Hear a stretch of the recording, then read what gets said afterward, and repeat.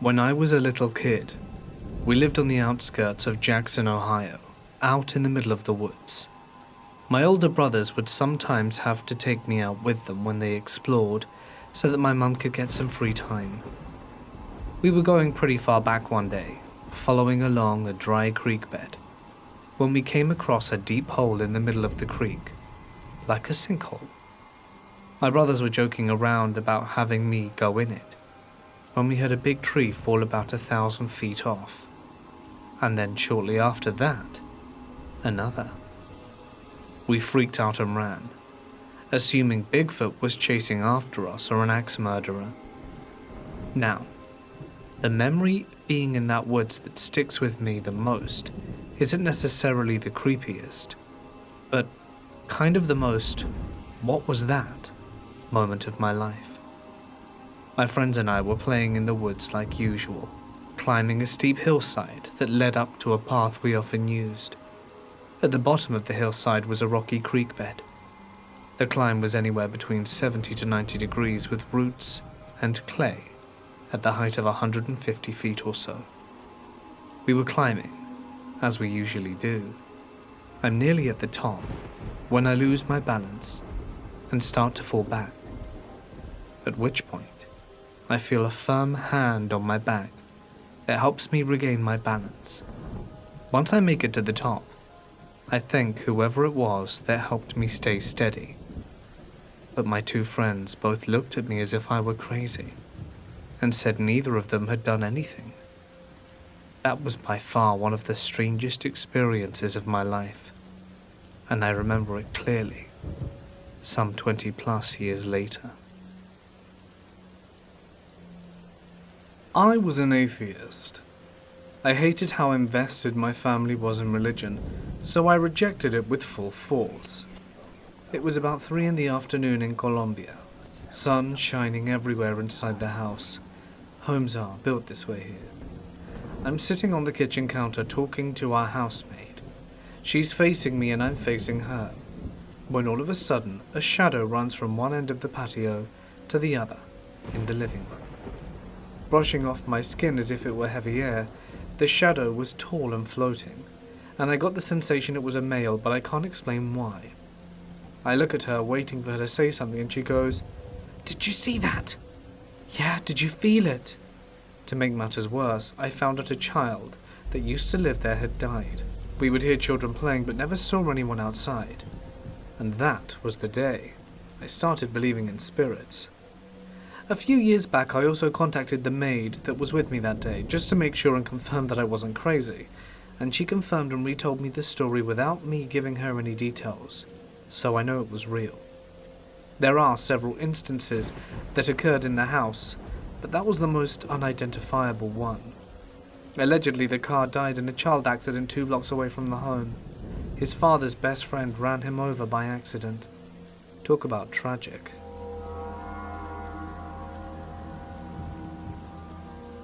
I was walking my dog and crossing the street with a green light, when a guy blows through the red light and almost hits me and my dog.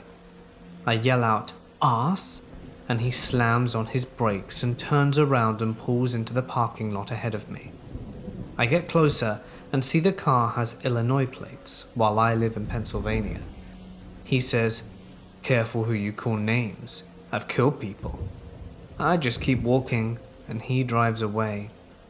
The next day, I hear spree killer Andrew Canaan used stolen credit cards at a gas station in my town. It was 100% him.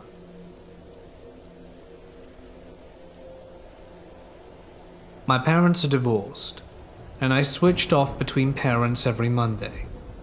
My dad just picked me, a 15-year-old female, up from my mum's. It was around 11:30 a.m., and I hadn't eaten lunch yet, so my dad suggested we go to Panda Express. We get in the drive-thru and I hear the usual, "Hi, my name's Rachel, how can I take your order?" It didn't sound like a robot, she sounded human, and my dad tells the woman our order, and she doesn't respond.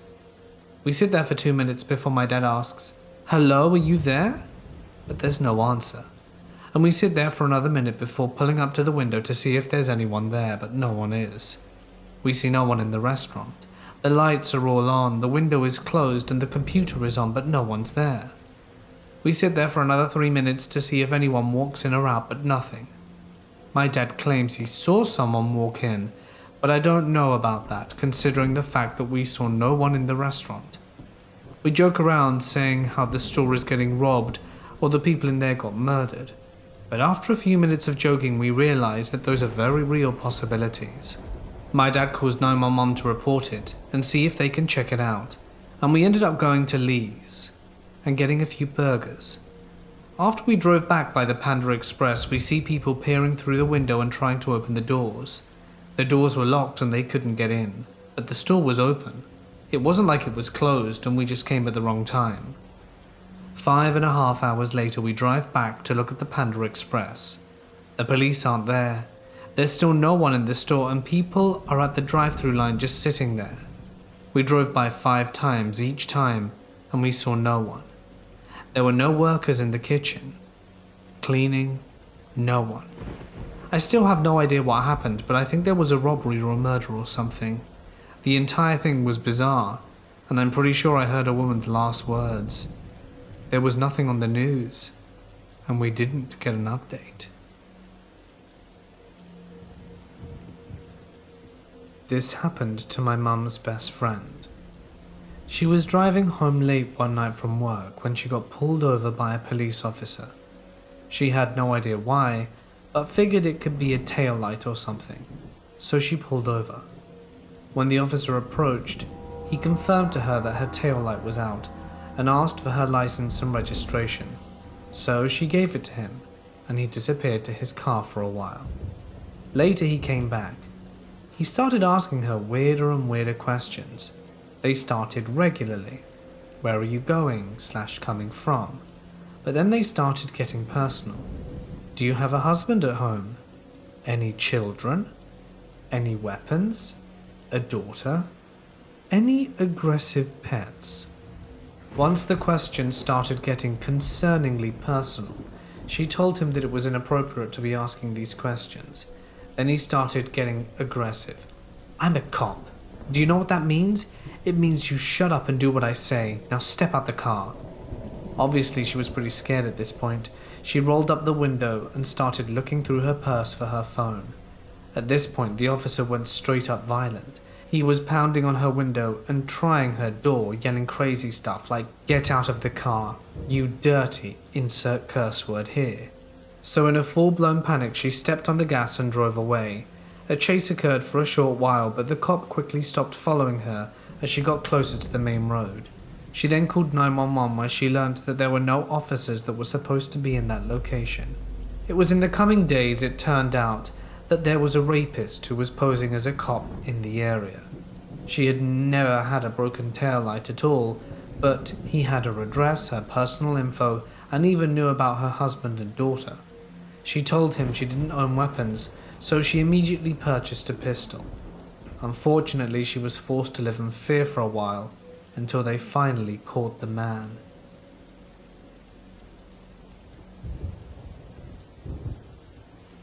When I was a kid, I must have been between 10 or 12 or something, I had this guy who lived in my neighborhood who was 4 years my senior.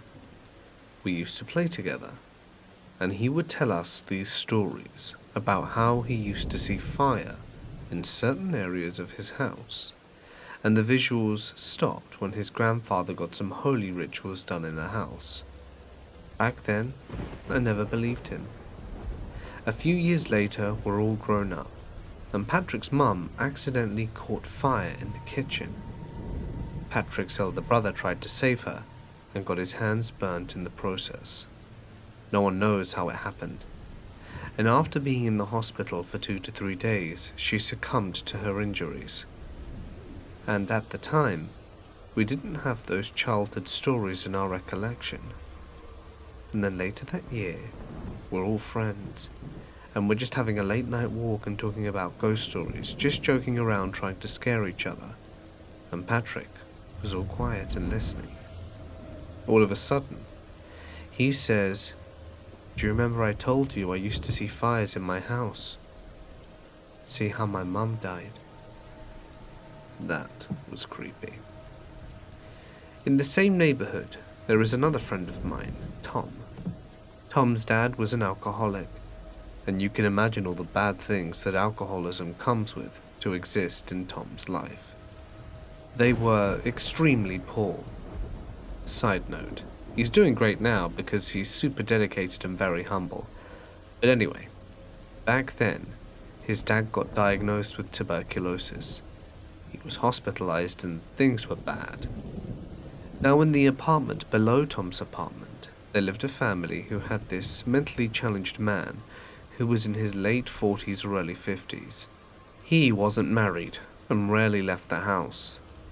One morning at around 5 a.m., while Tom's father was hospitalized, this old man knocked on Tom's door.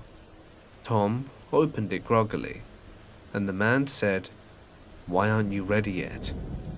Go get ready and visit your dad for the last time."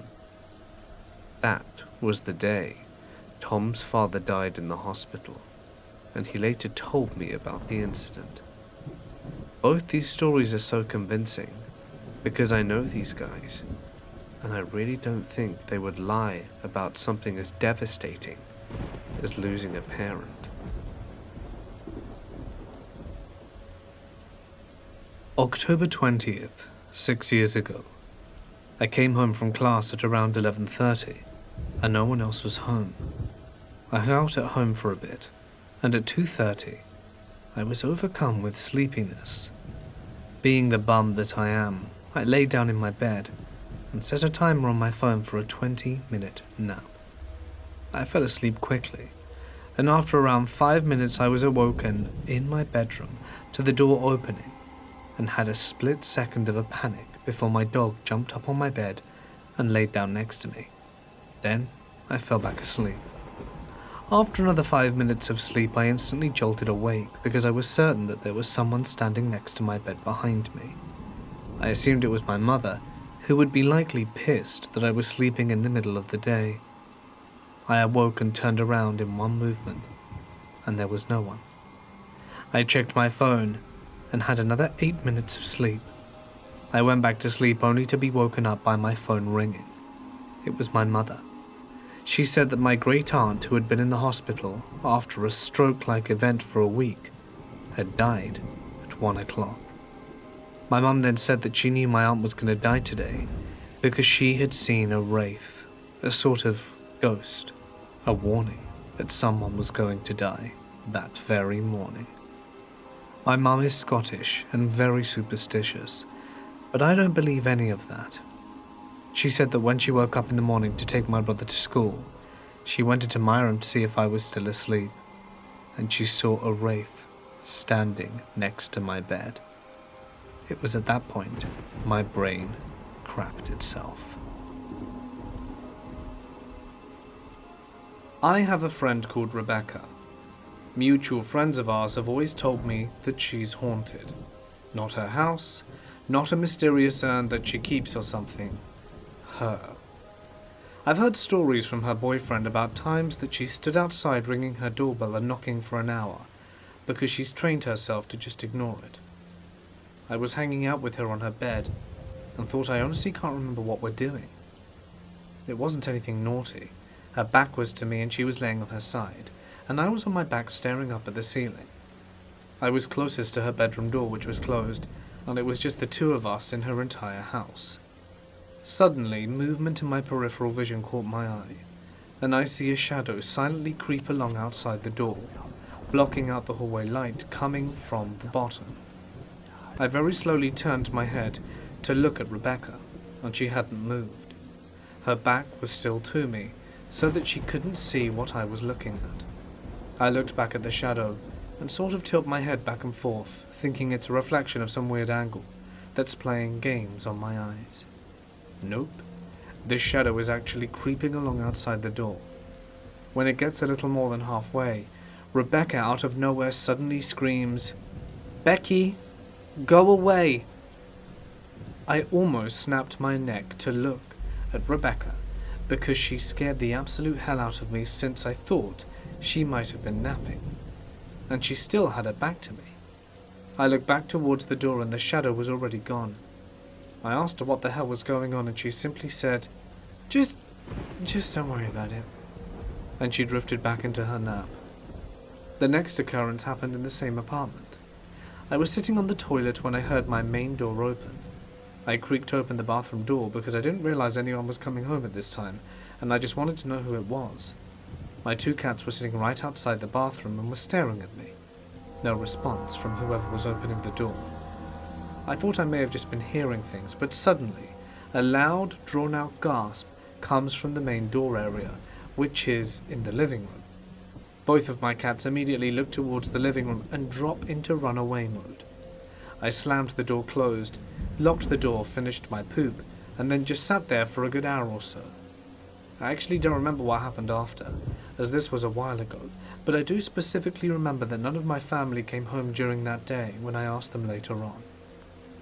I was in bed and for whatever reason, I started shaking ever so slightly.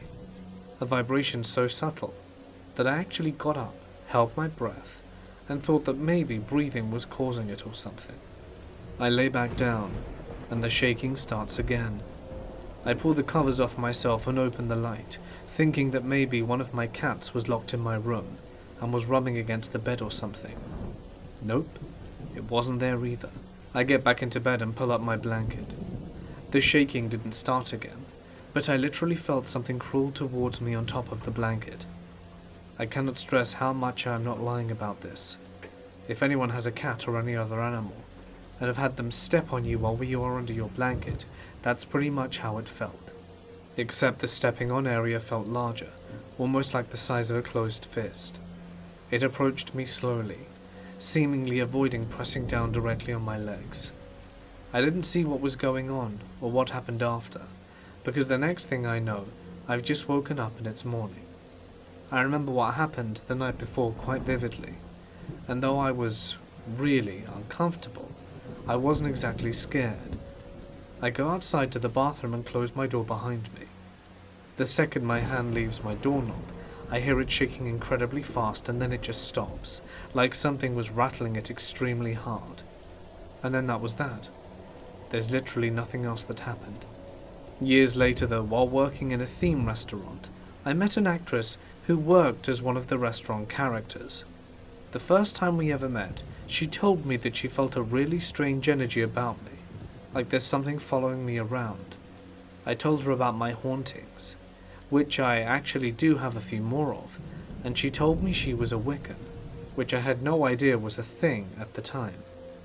The one thing she did say was that it didn't feel like a threatening energy, and that maybe it was a guardian angel of some kind, which is why I don't feel complete dread or fear when these things occur. To sum it up, I'm fairly certain that Becca must have somehow latched onto me instead, or I picked up something from Rebecca's place. I haven't spoken to her for close to 15 years, but now that I'm writing this all out, I think I'm going to reach out to her and see if she remembers anything about that day. The other night, I was driving into the center lane of a 3-lane city street, when all of a sudden a car comes into my right blind spot and almost slams into me. I look over and see it swerving in and out of the lane, braking abruptly. I honk and I look over to see if the driver is possibly distracted, and I see that the man driving is drinking something out of his brown bottle. The man then comes up to my side and is screaming at the top of his lungs. Not wanting to get involved, I then make a lane change to the leftmost lane to get away from the man. I can still hear him screaming, so I turn on my rearview camera and see the man swerving across 2 lanes from the rightmost lane to get behind me. He then starts speeding up, as if he's trying to ram into me from behind. Once I see him inches away from my bumper, I decide to run the red light I am stopped at and make a right turn in front of the 2 lanes of traffic beside me, in the hopes that at this point he'll just leave me alone. I look in my rear view camera and once again I see the man is following me, trying to hit me from behind yet again. I panic and speed off on a side street, but I look back and he won't let up. He's swerving in the lanes behind me and is trying to keep up. In the distance, I see a freeway on-ramp so I speed over in the hopes of losing him on the freeway. The on-ramp has 2 lanes that merge into one. I pass up a car prior to the merge, thinking that the car will create a buffer between me and the man chasing me. When I look back into my camera, I see that the man is driving in the shoulder, on the brush, to the side of the on-ramp in order to pass the other car and catch me up. At this point I'm driving close to 100 miles an hour and scared for my life. So I slow down and dial 911. I explain the situation to dispatch and she recommends I try to get away to safety. The man then catches me up and begins coming up to my side of the freeway, and he repeatedly tries to swerve into me as if to ram me or run me off the road. I slow down in the hopes that he will pass me up, but he too slows down, and his wife in the passenger seat throws a bottle at my car. For a second I lose visibility, as the car is covered in a brown foamy liquid. I think to myself, surely this is the extent of his road rage, and I look over, and it seems as if he's continuing on the freeway, ready to get away. I then pull off the next freeway exit, thinking I can just leave the situation, and as I do, the man sees me and makes a 4-lane change onto the exit ramp and tries to ram me once again at the freeway exit. I am then forced to speed through the city streets, and I finally end up at a red light, trapped next to the man. I look over at the man and roll down my window, and he's screaming at me. "Why did you honk at me? You're trying to make me look like a bad father in front of my kids? You want to go?" His wife is also yelling at me, asking why would I honk at him in front of his kids. I look into the back seat and see 2 children in car seats. Since I'm on speaker with the dispatcher, she hears all of this and tells me I should just try and get away. At this point I'm done. I just want to get away from him, so I make a U-turn to head back onto the freeway. He follows me and almost hits me in a plastic construction lane barrier to do so. He then follows me again and is trying to hit me from behind once I get onto the overpass to get on the freeway. I glance at him to the side of me and see that he's holding something up in my direction. Suddenly, I hear a very loud bang, and the dispatcher on the phone screams, "Did he shoot you? Are you okay?" Thinking I've been shot, I start screaming. "He's shooting at me! He's shooting at me! He's gonna kill me!" Realizing that running away isn't working, I stop at the man's speed off. Luckily, there's no broken glass and I'm not injured in any way. The dispatcher tells me to pull off to a nearby safe location, so I go to the parking lot of a nearby mall, and I tell the dispatcher the make, color, and model of the car as well as the partial license plate. The whole time I drive there, I'm very concerned the man could be following me again, but they send an officer immediately over to file a police report. In waiting for the officer, I realize that my car's cameras are always recording, so I hit the save button and the officer comes over and I tell him the story describing everything in detail. I also tell him that I may have some footage of the whole thing. We take a walk around my car, and for the most part there's no damage. The officer then informs me that because I'm not injured and because there is no damage to the car, there really isn't anything that can be done.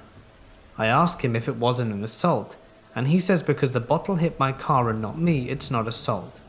I ask him if it's reckless driving, and he says here in California that's a misdemeanor, and that requires the presence of a CHP officer to convict.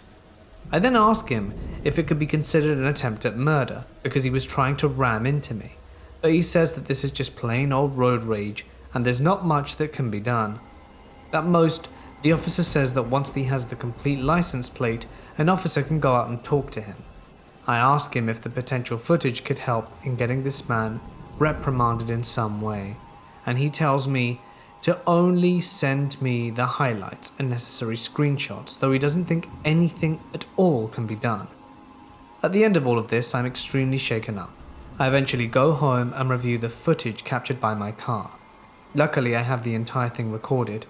The moment he almost hit me, his wife throwing a bottle at me, and his face as he's yelling at me, his license plate, and even him trying to ram me, it's all recorded.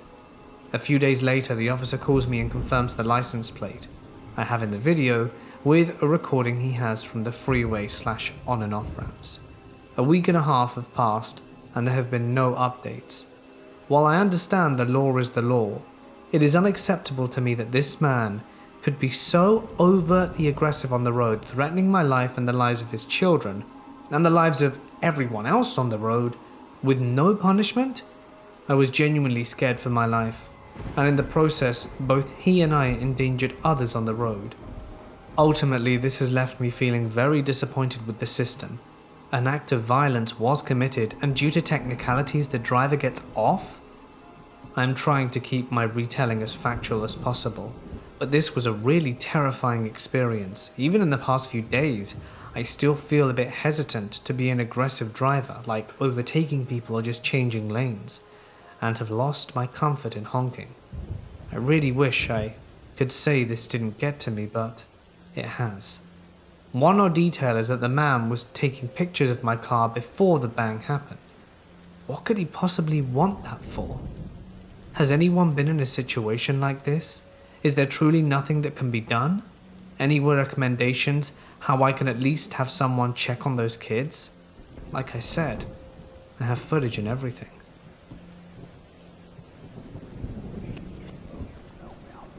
I have had several creepy experiences. I'm going to start from the one when I was in college, in my bedroom. The building was modern, and so I was more caught off guard. I guess you expect ghosts to be chilling in some old stone building and whatnot. I lived in Lincoln, UK, which is a fairly historical city. I was laying in bed at night, grinding shinies on Pokemon Diamond, when out of the corner of my eye I saw movement. I looked up from my white DS, and at the end of my bed was a figure, a woman in all black, just staring. I stared back, silently, my brain frozen over. Without looking away, I felt for the light switch and hit the light. For some reason I assumed that this would make it go away, but it didn't. I shouted, jumped out of bed and ran. My housemates were all awake in the living room, and they were super concerned. We went back to my room and there was nothing there. I got mocked for the rest of the year. Roll on 4 years, I'm living on my own in China, Nanchang. In the winter, it gets cold and lonely. Being the social butterfly that I am, I decided to buy a bird from the old pet market. The guy gave me a fairly good deal on a majestic baggie. I don't know what her English name is. He assured me that I would be able to teach the bird to talk. Lol. It didn't take long for the bird to become used to me, and eventually would happily sit on my head, hand or shoulder, but would never talk. I named it Boromir, after the most important character in Lord of the Rings. As winter went on, things started to get a bit strange. One night I was sitting watching Arrested Development, when all of a sudden the bird began to laugh. Not that weird, right? Everyone laughs at Arrested Development, but this laugh was creepy. And it was high, and then got low. A moment later there was a banging on my door. I opened it and a man started shouting at me. I had no idea what he was saying, and then he barged into my flat. He walked over the balcony, one I had never even bothered to open, and started shouting stuff at me. I walked over, and even though it was locked up, it was flooded. An outside tap was fully turned on, and the water was pouring all down the side of the building. He had to go and get a key. Turns out he was maintenance, opened the balcony and turned the tap off. It took a while as the tap had been twisted so tight it was stuck. In the background, Boromir just laughed. The second time I heard this laugh, I wasn't alone. Another foreign teacher from Holland was sitting with me. We were both drinking whiskey and listening to music, when suddenly the laugh began again. We watched as the knob of the stereo turned on its own, first all the way up, then all the way down. At the time I didn't make a connection with the laughing and the weirdness. We were both pretty unnerved. One night I brought a girl back with me. She was scared of birds, so I put Boromir in his cage and covered it with a thick blanket. We went to bed. I closed the bedroom door and she got a headache, and we went to sleep. I could hear the bird laughing through the cage and through the wooden door. We woke up to banging on the door. This time it was the bedroom door. Someone was in my apartment. The girl started to panic, in ways that only girls do when there's an intruder, so I grabbed something heavy and went over to the door and pulled it open. At first I thought there was no one there, but then I looked down. Boromir was at my feet staring silently. The girl didn't come back, At this point, I decided the bird had to go. I put it back in the cage and found a friend who'd said he'd take it. The final night before he left, I was in bed, and I heard the laugh again. It filled me with dread, and waited for something to happen, but nothing did. I fell asleep, and woke up in my bedroom to the door slamming. And I woke up. There was someone in my room. She was speaking to me in a very hurried fashion, but there was no sound. She wasn't like the scary Lincoln lady. She was scared. She ran out of my room and I followed, hitting as many light switches as possible, and then she was gone.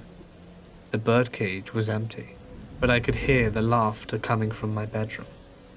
I went back in, and sitting on the top of the lamp was Broimir. I didn't sleep that night. The next day I took him to my friend's place. I had told him everything honestly, as I'm not that much of an idiot, but he was still eager to have the bird. And this is the part of the story that seems the most far-fetched, but I swear down it happened. I gave the bird to my friend, and as I was about to leave, a little voice in my head said, "I miss you." In the end, the bird escaped from my friend's house a few months after that, and was never heard from again. Probably for the best. My dad died this past December. We were close, and I am still devastated. Dad was an Air Force officer, avid bird watcher, practical joker, and an amazing cook. He also put black pepper on damn near everything. I went to his farm to hold down there and take care of his dogs and chickens until they could be rehomed. While I was there, my stepbrother came to visit to keep me company for a day, and we lit a fire in the backyard fire pit and cracked a few beers. Half-hour into our conversation, a bald eagle buzzed us. This was literally less than 5 feet over our heads. It wasn't going after prey, and had no reason to fly that low, other than to get a good look at us and let us know it was there. There's no doubt in my mind, that was my dad. After my stepbrother left, I was walking in the house. There's a back door that leads straight into the kitchen, with a spice rack next to it. As I'm opening the door, a single container of black pepper flies off the shelf and lands about 4 feet away. There were a bunch of other spices on the shelf that didn't get moved, just the black pepper. I'm convinced that was also Dad. I immediately pour a little bourbon and another and another. That night, I got roaringly drunk. I cried my eyes out, howled at the moon, and screamed in the heavens. Everything I ever wanted to say to my dad, but I didn't get a chance to. I walked into the kitchen the next morning to find one of the mouse traps up on one edge. There's no way that happened naturally. I know my dad heard me, wherever he is. During the clean-out, I pulled my dad's wind-up clock off the wall. This was a clock that my dad had built the casing for, but hadn't worked in several years since my stepmother died. Dad, me, and my brother had all taken a crack at fixing it to no avail. It was a pretty clock, but if it didn't run, it was going to be given to charity. I pulled it off the wall and set it on the front porch, and lo and behold, it starts ticking. My wife's mouth fell open, and that both sent shivers down our spines. It was Dad telling me, "Don't give the clock away," and it now hangs in my house. And finally, after the funeral, 6 months after his passing, we returned to the farm to bury his ashes. While packing up and about to leave the following morning, a rooster shows up. It was the exact breed my dad had. It came walking along the street, turned to the center of the long driveway, and walked straight up to the house. There's a section of the front yard where Dad had buried his past dogs. The rooster walks straight up to the gravesite, pecks around for a minute, looks at me, clucks, then turns, walks out the gate and into the cornfield. Dad was the only person within 5 miles that had that breed of chicken, New Hampshire Red. I also think That was my dad, coming to say hello. There was a guy who I used to work with called Dan. Dan was a chill guy who everyone got on with, but was a little weird at times. He used to believe in a lot of things: aliens, ghosts, government experiments, the lot. He wasn't religious, but that's besides the point. While messing around at work, he explained stupid things to us about how he's seen spaceships and how all this paranormal stuff happens when he's at home. Some of it is quite ridiculous, but I listen anyway. A few weeks later, he invites me for a round of beers. I was driving, so I couldn't really drink, but I still went over. We get on the subject of ghosts, and he starts explaining things to me, like how he was once eating an apple, and it just exploded as he went to take a bite. I laughed it off, and thought it could have just been some sort of pressure with the way he was holding it, causing it to explode. But he was deadly serious, and pulled out a few pictures of this apple, and started showing me the damage it had done to him. There was a picture of him with a cut on his cheek caused by the apple. However, I was still unconvinced this meant there was a ghost in his house. He wasn't messing around, and told me to hold on, and that he'd show me something. And he pulls out of this shoebox full of pictures from around the house, and just says, "Flick through those, you'll see." With a deep sigh, I say, "Okay." I go through these pictures of a recent Christmas, the usual photos, kids opening presents, the family having Christmas dinner, having a few drinks at night, a group shot. That's when I stop. This was the photo that left me in awe. His family was standing in front of this mirror, and I kid you not, in the reflection of the mirror was an Edwardian girl smiling straight at the camera. This was not one of those could be a smudge type of thing. It was not hidden behind someone can barely make it out either. No. This was a clear, colored, taken photograph, with the girl's reflection being black and white. You could make out her face, her smile, her clothes, her hands, everything. It doesn't end there though. Dan says to me, "Told you I wasn't kidding you." I go to the next photo. Same sort of thing. Family members have moved around and so had the girl. She's doing a different pose. She's smiling now and showing her teeth. I couldn't believe what I was seeing. There was this black and white girl, standing right in the mirror smiling at me, like she'd been there the whole time.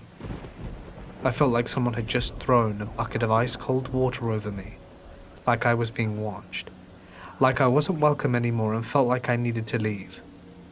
I put the photos back in the box and left shortly after. I still don't believe in ghosts or aliens or anything like that, but I know what I saw, and I know that it scared the hell out of me.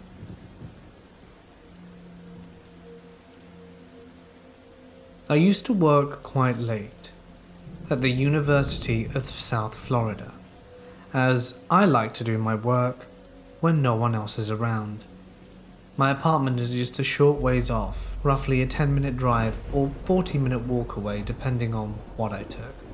So while I do live in Tampa and it's far and away from the cities, no 3-story buildings in sight, a few neighborhoods, ample amounts of trees and ponds, and a stone's throw away from a rather sizable state park of 240 acres, which in turn is adjacent to a substantially larger wilderness area.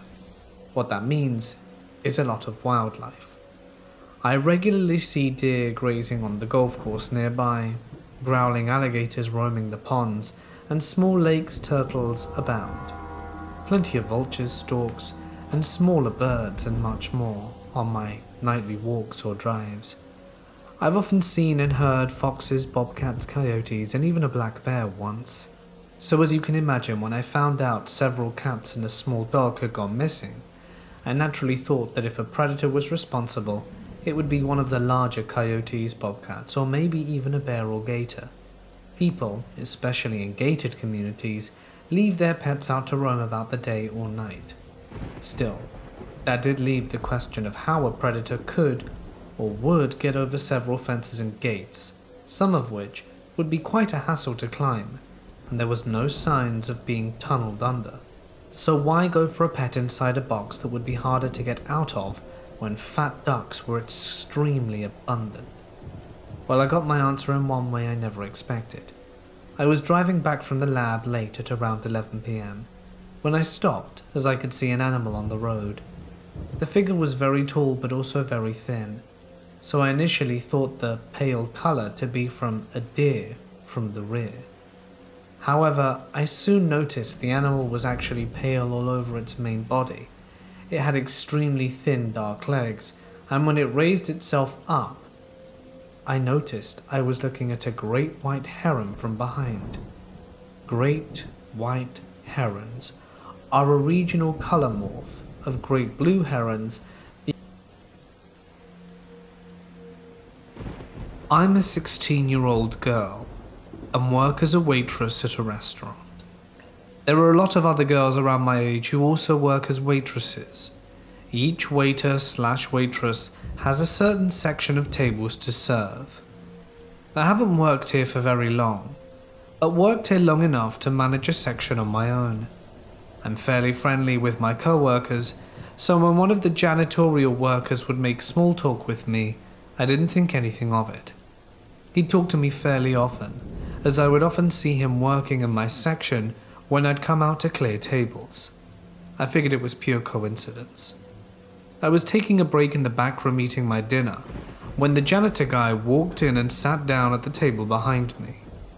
He sat again, made small talk, literally nothing super important, and as I inhaled my pancakes, one of the other girls walked in and we began to chat for a while. The janitor left about 5 minutes into me and the other girl's conversation, and I again didn't think anything of it. While I was cleaning up, I thanked the girl for talking to me and she said, "Oh, I just came in to make sure you weren't alone. No one should be alone with him." I later learned from the other teenage girls that the guy had a habit of pestering them, being generally creepy, and following them to their car while he was a middle-aged man. I was freaked out and of course, looking back, I'm 80% sure the dude was following me around while I worked in my section. So to the creepy janitor dude, please get lost.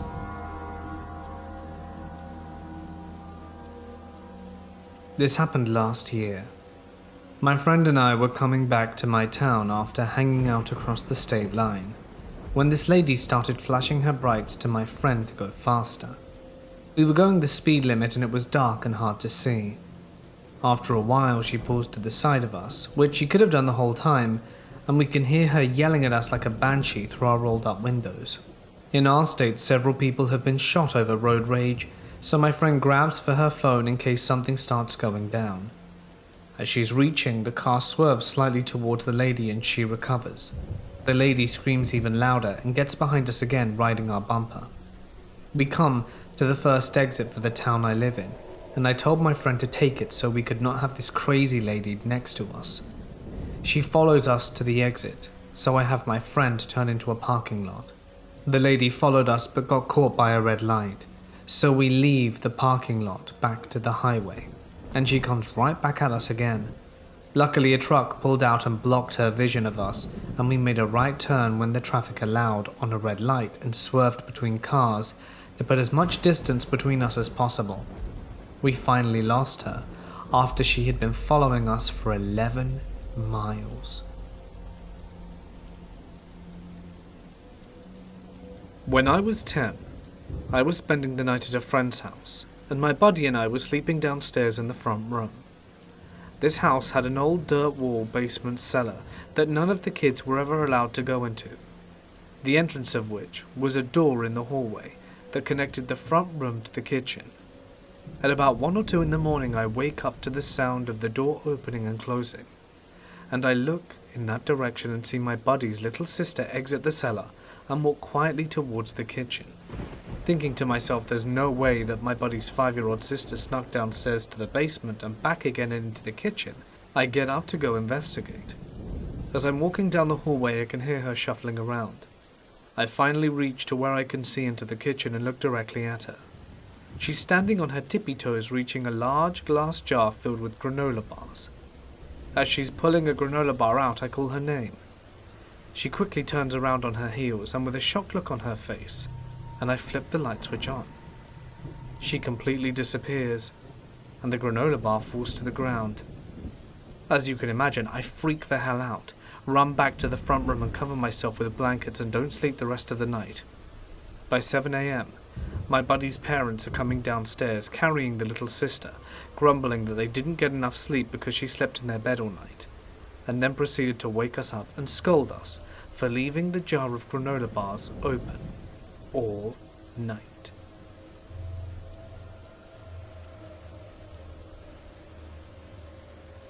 Once upon a time, I lived on South Beach, Miami, and worked at a local alternative clothing store right on the main strip. One day in the middle of summer, I was at work with just the store owner with me there. It was slow season and the customers were scarce. So she made herself busy dressing mannequins on one side of the store while I sat folding shirts behind a display case on the other side. It was boring to say the least, but at one point the owner interrupted me to ask if I had seen her kids come through. They lived upstairs, so this would not have been unusual. However, I had not, and told her so. When I asked why, she said she could have sworn she heard some kids laughing and talking somewhere in the store, but I hadn't heard a damn thing. So she went back to her task, obviously confused. I resumed work folding the clothes and thought nothing more of it. All was quiet and completely unremarkable for the next 10 or so minutes, until a sudden movement in the corner of my eye caught my attention. I then turned to look just in time to see my bottle of vitamin water launch itself from where it was sitting on top of the display case, slam into the wall 5 feet behind, and spill all over the floor. No joke. That bottle flew into the wall like it had been struck by a baseball bat hard enough to get a home run. I say that I was perplexed, and that's an understatement. I sat there frozen and stared at the mess as I struggled to comprehend what and how it happened. I would have been able to see someone if they'd have thrown it, and no one was around, not a soul. But it wasn't physically possible, right? My brain felt like it was going to short circuit. A few moments later, I was still staring stupidly at the mess when the owner walked up to check on me. "Is everything all right?" she asked when she saw what happened. I didn't know what to say, but I think I mumbled something about the bottle getting knocked off the counter, and I told her I would clean it up right away. Satisfied but still confused, she shrugged and walked away. Now this is where it gets really wild. If you've ever seen a vitamin water cap before, you know it's made of quite hard, thick plastic that is nearly impossible to break without some sort of tool. So whatever quantum force decided to make an example out of my bottle that day must have been especially powerful, because the impact it had made against the wall split the cap clean through the center, sending both pieces flying in opposite directions before they hit the floor. I'm just glad I wasn't in the way. So take it from me, poltergeists don't mess around.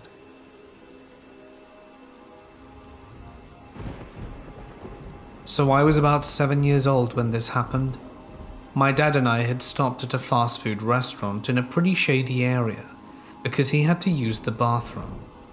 There weren't that many people dining in there, and the restrooms were in the very back, like in most fast food places. My dad told me to stay at the table right outside the bathroom and that he'd be right back. I wasn't too worried because although I didn't like being left alone, my dad always made sure to be super quick in public bathrooms so that I wouldn't be left alone for too long. But almost immediately, after he went in, I felt eyes on me and noticed there was a small group, maybe of 3 to 5 older men, all in their late 50s, sitting a few tables away. They were all staring at me simultaneously without speaking, and I remember feeling kind of scared because it was so odd, even as a little kid who didn't really know what was going on. So one of them says fairly loudly, and I remember this so vividly, "Wow, look at that pretty little girl over there all alone. We should do something about that." And they all burst out laughing. I felt so much dread at this point. I didn't know what they meant, but I knew they were bad. Fortunately, my dad came out moments later. I whispered something to him that I don't remember, but I think he could tell something was wrong by how scared I looked. And without saying anything, he walked out with me, and we rushed to the car. We never talked about it, but after that day, my dad would always take me into the public bathrooms with him. I know this might not be the creepiest story, but it was scary enough that combined with some other experiences, I don't think I can ever fully 100% trust a man to not be creepy or want to hurt me. So, everlasting trauma is certainly fun. I used to work quite late at the University of South Florida, as I like to do my work when no one else is around. My apartment is just a short ways off, roughly a 10-minute drive or 40-minute walk away depending on what I took.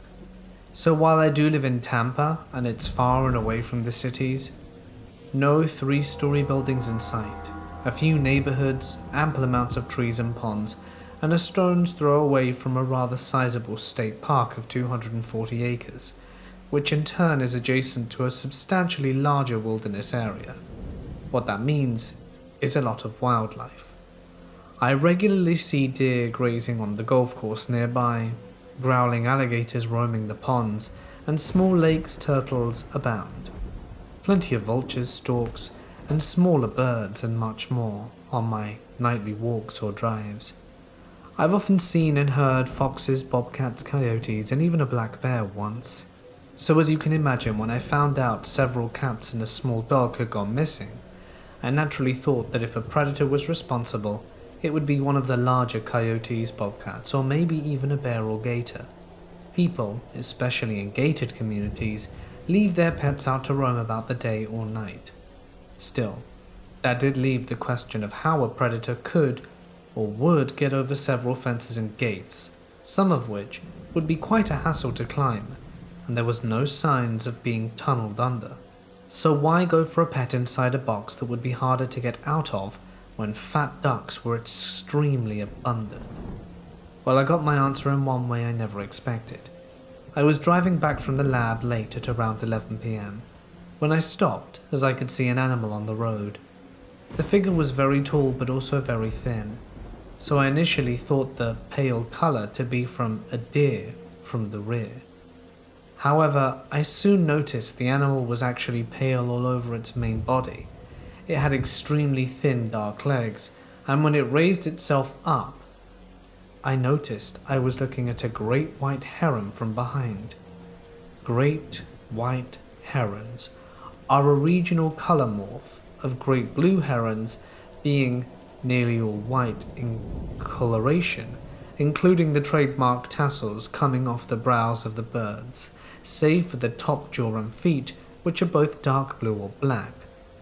The white form usually only appears in very southern Florida, but occasionally one will show up further north. They also tend to be on the larger end of the species size. I make no jest when I note how big this avian was. Standing up straight, the biggest great herons can look a grown man in the eye behind nearly a foot-long rapier-shaped beak. The heron was throwing its head up and down and clearly doing something, but I wasn't sure what. I was standing in the road about 20 yards ahead of the car, and could only react when I got closer. It swung its head around, and I'll never forget the sight as I stopped 10 yards away. The heron was standing still, unflinching, as its eyes brightly reflected in the headlights. The white feathers across the chest and part of the wing were stained in a tarry red from coagulated blood, as it had half of a cat hanging out of its mouth. Herons can gulp down surprisingly large prey, such as big fish, muskrats, bullfrogs, and even young alligators. But it's one thing to see them swallow a wild creature whole, in still frame or in pixel on a video. It's a whole different ordeal to see one doing it in the flesh after having killed its prey by impaling it on its beak. When I compared the beak to a rapier earlier, I meant it. They can impale that thing through the armored scales of a garfish. Herons have been known to kill eagles by ramming their beaks through the latter's chest. Poor cat never stood a chance. The heron didn't seem at all fazed by my arrival. Instead, it flicked the dead cat back and forth into position in its mouth before tilting its head up. You know that shot from Jurassic Park when the Tyrannosaurus swallows a goat?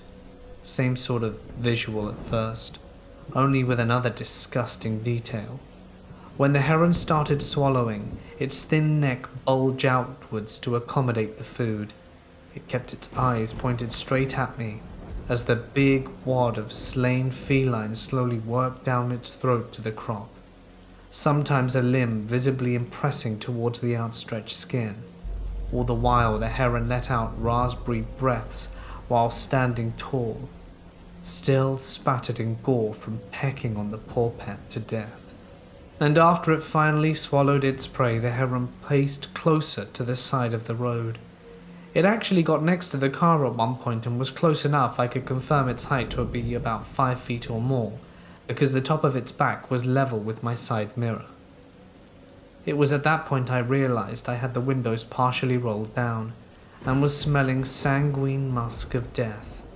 The damn bird was nearly level with my window, looking right at me, and leaning closer.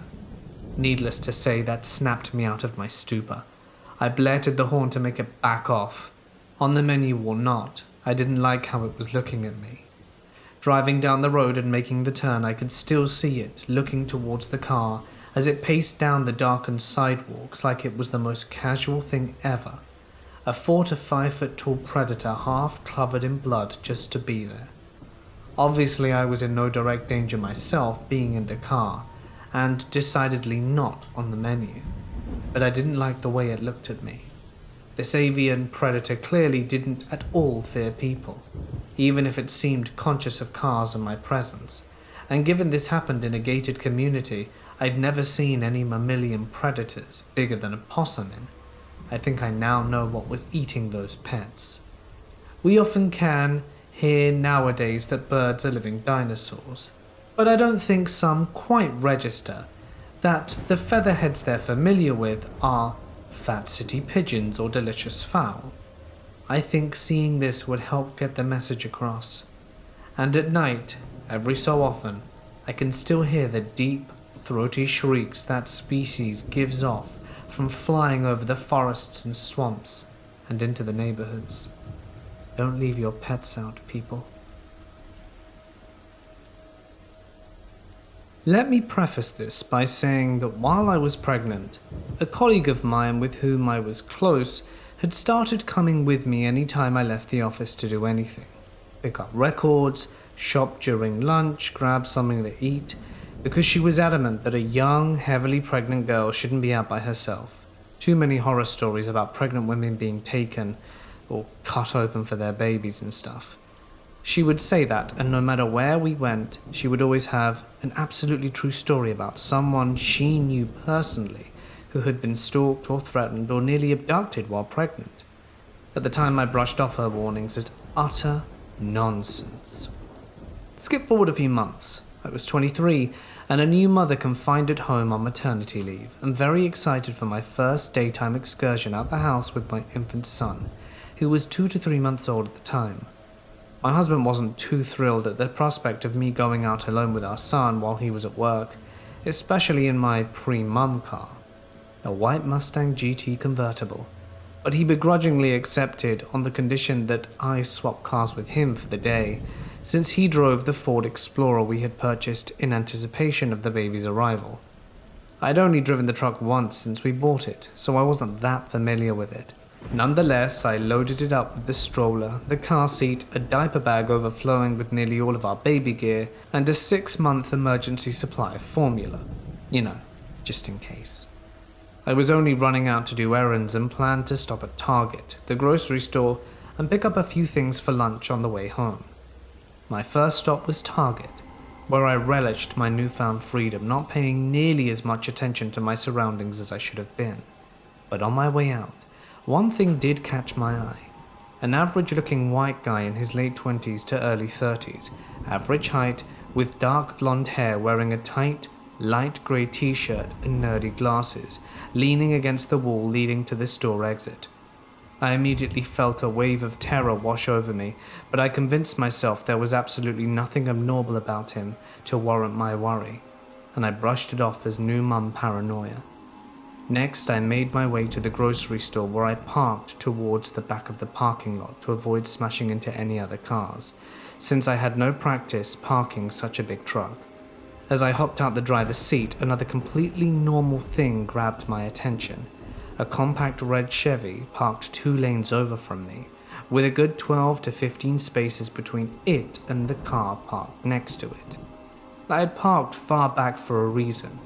I remember thinking the Chevy had no similar discernible reason, but again, I'm a paranoid mum with an already paranoid nature, so I ignored it. I did make note, however, that I thought the Chevy had parked there before me. I would later realize it had followed me there, but the driver still hadn't gotten out, even though I had pulled in after it and spent a good 10 minutes getting the baby into the stroller before going in. You would think the driver would have gone into the store by now. Over an hour later, I returned to the truck and scanned the parking lot. There was the red Chevy still parked in the same spot, driver still in his seat. Again, I rationalized that he must have gone in after me and somehow had people finishing just before me. Otherwise, he'd had to have been watching me. And rational people don't think other people are watching them, right?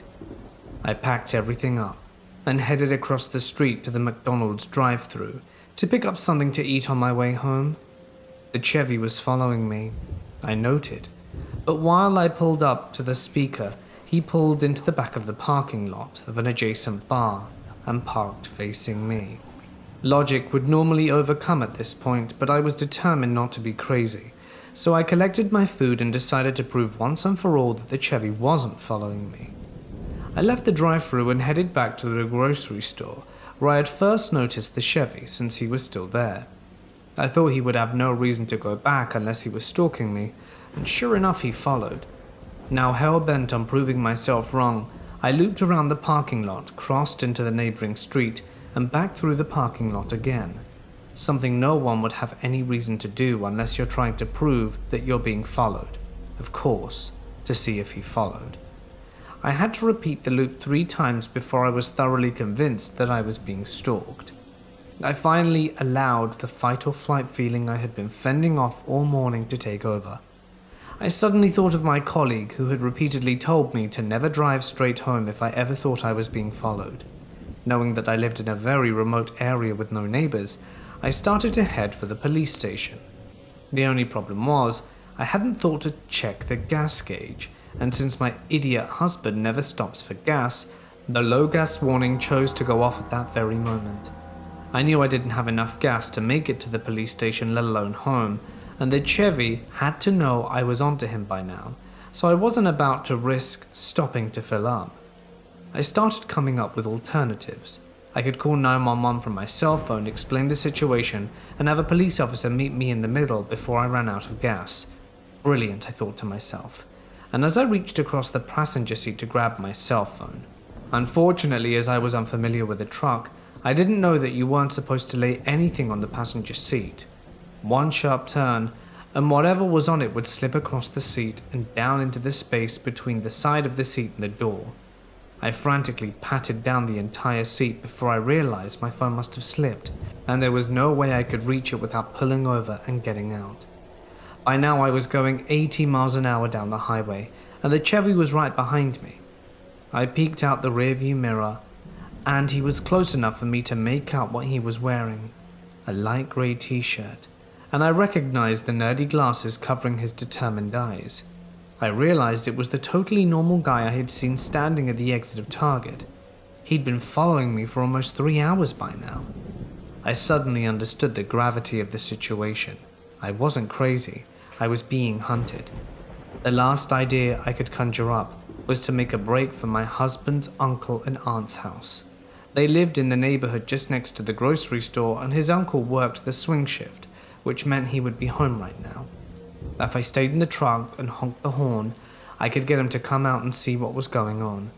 He's a badass kind of guy, definitely the kind you wouldn't want to annoy, and I knew he'd protect me and the baby. The only problem was, I was going in the wrong direction down the highway, and I'd have to take a jug handle and wait at the light to turn myself around.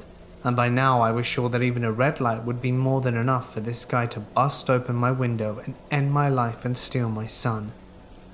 Then I recalled another bit of advice from my colleague. If you ever need help but you can't call for it, break the law and you'll get the police's attention. I decided my best course of action was to make an illegal U-turn at the next possible traffic light, and if the Chevy followed me, book it to my uncle's house. If my blatant traffic violation caused the attention of a nearby police officer, I could appeal for them for help, and his mere presence would likely scare the Chevy away. I passed 3 lights waiting to find a patrol car until I saw an opportunity. A very short gap in a barrage of lunch traffic spanning 4 lanes. Maybe, just maybe, I could pull off this U-turn and the Chevy would get stuck waiting for the traffic to pass before he could follow. I stayed in the left lane, and I approached the light praying it would stay green long enough for me to make it, and tanked every pound of what little weight I had on the gas pedal. Right before I approached the light, it turned yellow, so I quickly turned the truck left and rammed it, crossing my fingers I didn't cause an accident. The tires squealed so loud I was sure I was going to flip the truck, but I kept going, ignoring the noxious smell of burning rubber, frantically checking behind me to see if it had made it. He was stuck at the red light, blocked by traffic, still facing in the opposite direction, pounding into his steering wheel. I drove around back roads near the highway for what seemed like an eternity, until the gas ran to E before I finally had the courage to stop. At the gas station, I got out to get my cell phone while the attendant pumped my gas, trying to conceal my violent trembling. I was too afraid to sit for long, so I waited until I was back on the road to call the police. By now I knew the Chevy had gone, but the dispatcher still sent an officer to meet me on the highway and lead me back to the station, just in case he was still looking for me. I was too consumed with escaping to catch its license plate, and I didn't know the color, make, nor model of the car, and I had gotten a pretty good look at the driver in Target. The police were able to get a photo of the driver and the car from the surveillance videos at Target and McDonald's, and I was pretty confident they'd find him. Unfortunately, by the time we had moved out of state, a year later, they still had no clear idea who the guy even was. The fact that he was unsuccessful in his pursuit probably bumped the priority of my case to the bottom of the pile. Although the police department did spend quite some time investigating, fearing that he had succeeded before, or worse, that he might strike again. I'll probably never know what the guy's intentions truly were. The police, family, and friends have theorized everything from a stupid prank spawned from road rage to an easy rape to kidnapping my son. But I still shudder to think what would have happened had he caught me. And even now, 4 years and 5,000 miles away from the town where it happened, I still check the parking lot of every establishment I visit, just in case he found me and has come to finish what he started. If anything good did come from this, though, is that I learnt my lesson. No matter how crazy and paranoid my husband thinks I may be, I will always trust my gut when I feel like something's wrong. Oh, and now I always make sure to fill up the gas tank whenever it drops to half a tank, so I never have to worry about stopping for gas if I'm ever in a sticky situation again.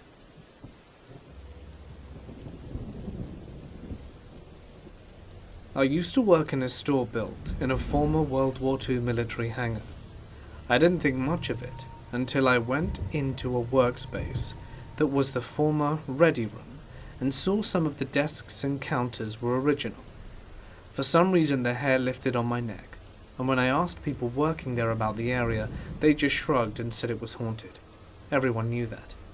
and it was an eerie feeling, not creepy, but like being close but not in touch with an electric current. I always felt like time had bent on itself there, like the sailors were busy doing their jobs and so was I. They were nice though. I always spoke to them quietly when I was there. One time I was looking for some tiny repair parts with no luck, and I finally asked, "Hey guys, can you help me?" I walked around the table where I had just been to find a bag full of those parts sitting there alone. I said a nervous thank you and fled. Another time I was doing inventory alone when a baby doll 2 hours away out of the blue asked, "Will you play with me?" I told it I was a little busy, but then decided it was time for a break. The present scared a lot of people worse than me, but it was pretty awesome too, when you think about it. I only climbed up to the top of the tower when a frightened co-worker asked me to go with her, as it was just used for storage. At the top I didn't feel the presence as much as I did in the old ready room. Down there they had hung a curtain over a window that had once looked out to the hangar floor. With the interior shelf of the store in place, the window now looked into an attic of shadowy shapes, and no one wanted to look there too long. Still, I hold that there was no sense of evil, just the constant tingle saying you weren't alone. It was a cool space full of history, including a stairway banister covered with intricately knotted sailor rope work.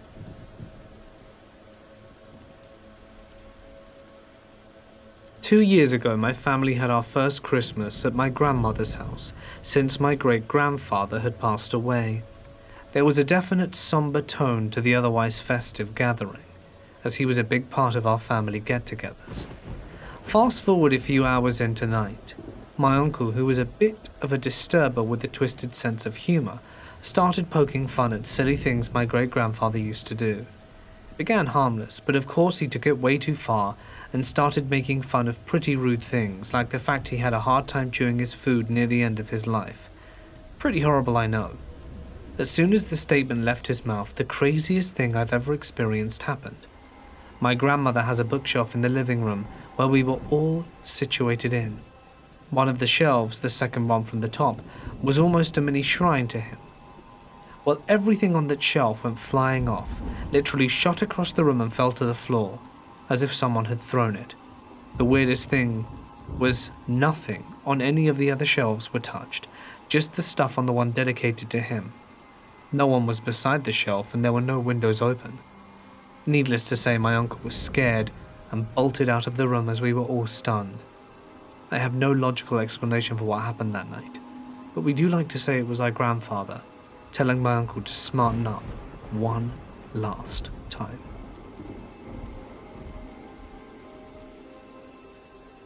About 20 years ago, I went to visit a relative who had just moved to our town. She invited me into her kitchen for tea. We sat at a little table in the corner, but at one point she left the room to go and get something. I don't remember what. I glanced over to the other side of the kitchen and saw a man hanging by the neck over the stove from one of those plant hanger hooks. Moments later she returned and just said, "Not sure how you're going to feel about this, but I just saw a man hanging by the neck over there," and pointed to the stove. She asked, "What did he look like?" He had dirty blonde hair and moustache and wore a brown flannel shirt. She went white. After a minute of her just staring at me, she said, "No one out here knows this, but the reason we moved from New York was because our roommate hung himself in our basement, and he looked like the man you just described." I also have another story. Early morning Thanksgiving 6 years ago, I was taking the turkey into a large roasting pan to my cousin's house so that she could cook it in her oven, because I had other baking to do, and they had 2 ovens. Their house was and is at least 100 years old. When you enter the house through the front door, you can either go straight through a hallway to the kitchen or turn right to go into the living room. Off of the hallway to the kitchen there is a small bathroom with a door that opens out into the hallway. So my cousin's husband opens the front door and instead of taking the roasting pan from me, hurries to the hallway to shut the bathroom door that someone had left open. He steps into the bathroom and pulls the door closed so that I could make it through to the kitchen. As he's in the bathroom and I'm carrying an even heavier roasting pan, I feel an enormous amount of energy rush through my body, from behind me, through the front of me. And then I saw a very large man with dark, salt and pepper hair stomp away from me and go through the swinging door to the side dining room. I hurried to set the roasting pan down, and then went to the still swinging door to look in the dining room to see what the hell just happened. When I pushed the door open and looked in the dining room, there was dead silence and I was stunned. I turned back around and my cousin's husband was walking into the kitchen and said, "Did you see that?" His face was deadly serious. All he said was, "I don't want to talk about it." And they moved to another house a year or so later. My final story goes like this. I had come home from work for lunch. It's a 5-minute drive, and afterwards I was driving back to work but had to take a different route than usual, right past a very large and beautiful cemetery. The street is divided, one with large trees in the median, so I pulled out and turned left. There wasn't any traffic. It was a beautiful sunny day, and I've driven down that road about 10 yards, no traffic, no parked cars, when I looked out the passenger window and suddenly see a young man sitting there on the curb. He's wearing long jean shorts, a red t-shirt and a baseball cap, and he's sitting on the curb as if he's waiting for someone. It surprised me so much because I hadn't seen him when I looked, and I should have seen him. So when I passed him, I looked in my rearview mirror, but then there was no one. I pulled over and actually did a double take, and actually got out. There was still no one there. Fairly sure he was a ghost.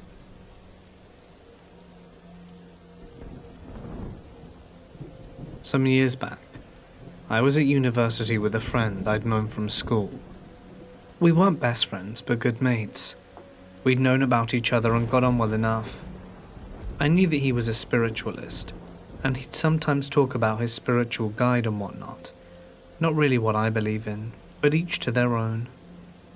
Anyway, we were both hanging around the halls of residence where I lived, as he lived in another hall, wasting time and watching crap on the tiny TV in the shared kitchen.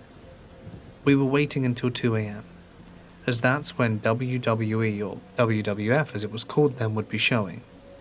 As we didn't have Sky, or cable for our American friends, we would often wait up in the halls, then walk down to the local 24-hour snooker/pool hall, which would show Sky Sports. Usually you could ask them to stick the wrestling on and turn the volume up. We're chatting a lot of rubbish and just watching stupid stuff on the TV. Can't remember what we were talking about, but I remember after that, it wasn't anything creepy. We hadn't been drinking or anything either, and were all completely sober. We're chatting away when we realize we need to get down to the pool hall if we want to catch the wrestling.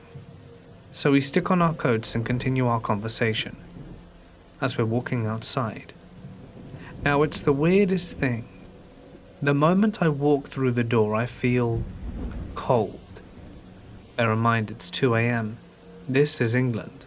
Sometime in the spring, so it wasn't going to be warm out, but I mean, it's like I had chills running up and down my spine. Cliché? Perhaps. But the best way I can describe it is the slow feeling of creeping dread you get when you're watching some scary movie and the ominous music starts to play. I tried to shrug it off, but it's like the dread was increasing with each step down the street. The air actually felt heavy, like it was difficult to breathe. I know it sounds like any other creepypasta story, but it's the only way I know how to describe that horrible feeling in my gut. A minute out the door, I suddenly realized we were both silent. We were chatting and laughing as we left the halls, but our conversation seemed to have just faded out of existence. I remember looking down the street, thinking that perhaps this was me being nervous about any dodgy characters nearby, but the road was clear. It was a clear night, nothing out of the ordinary at all. But to me, there was this massive alarm going off in my head. I was terrified of something, and I didn't know what.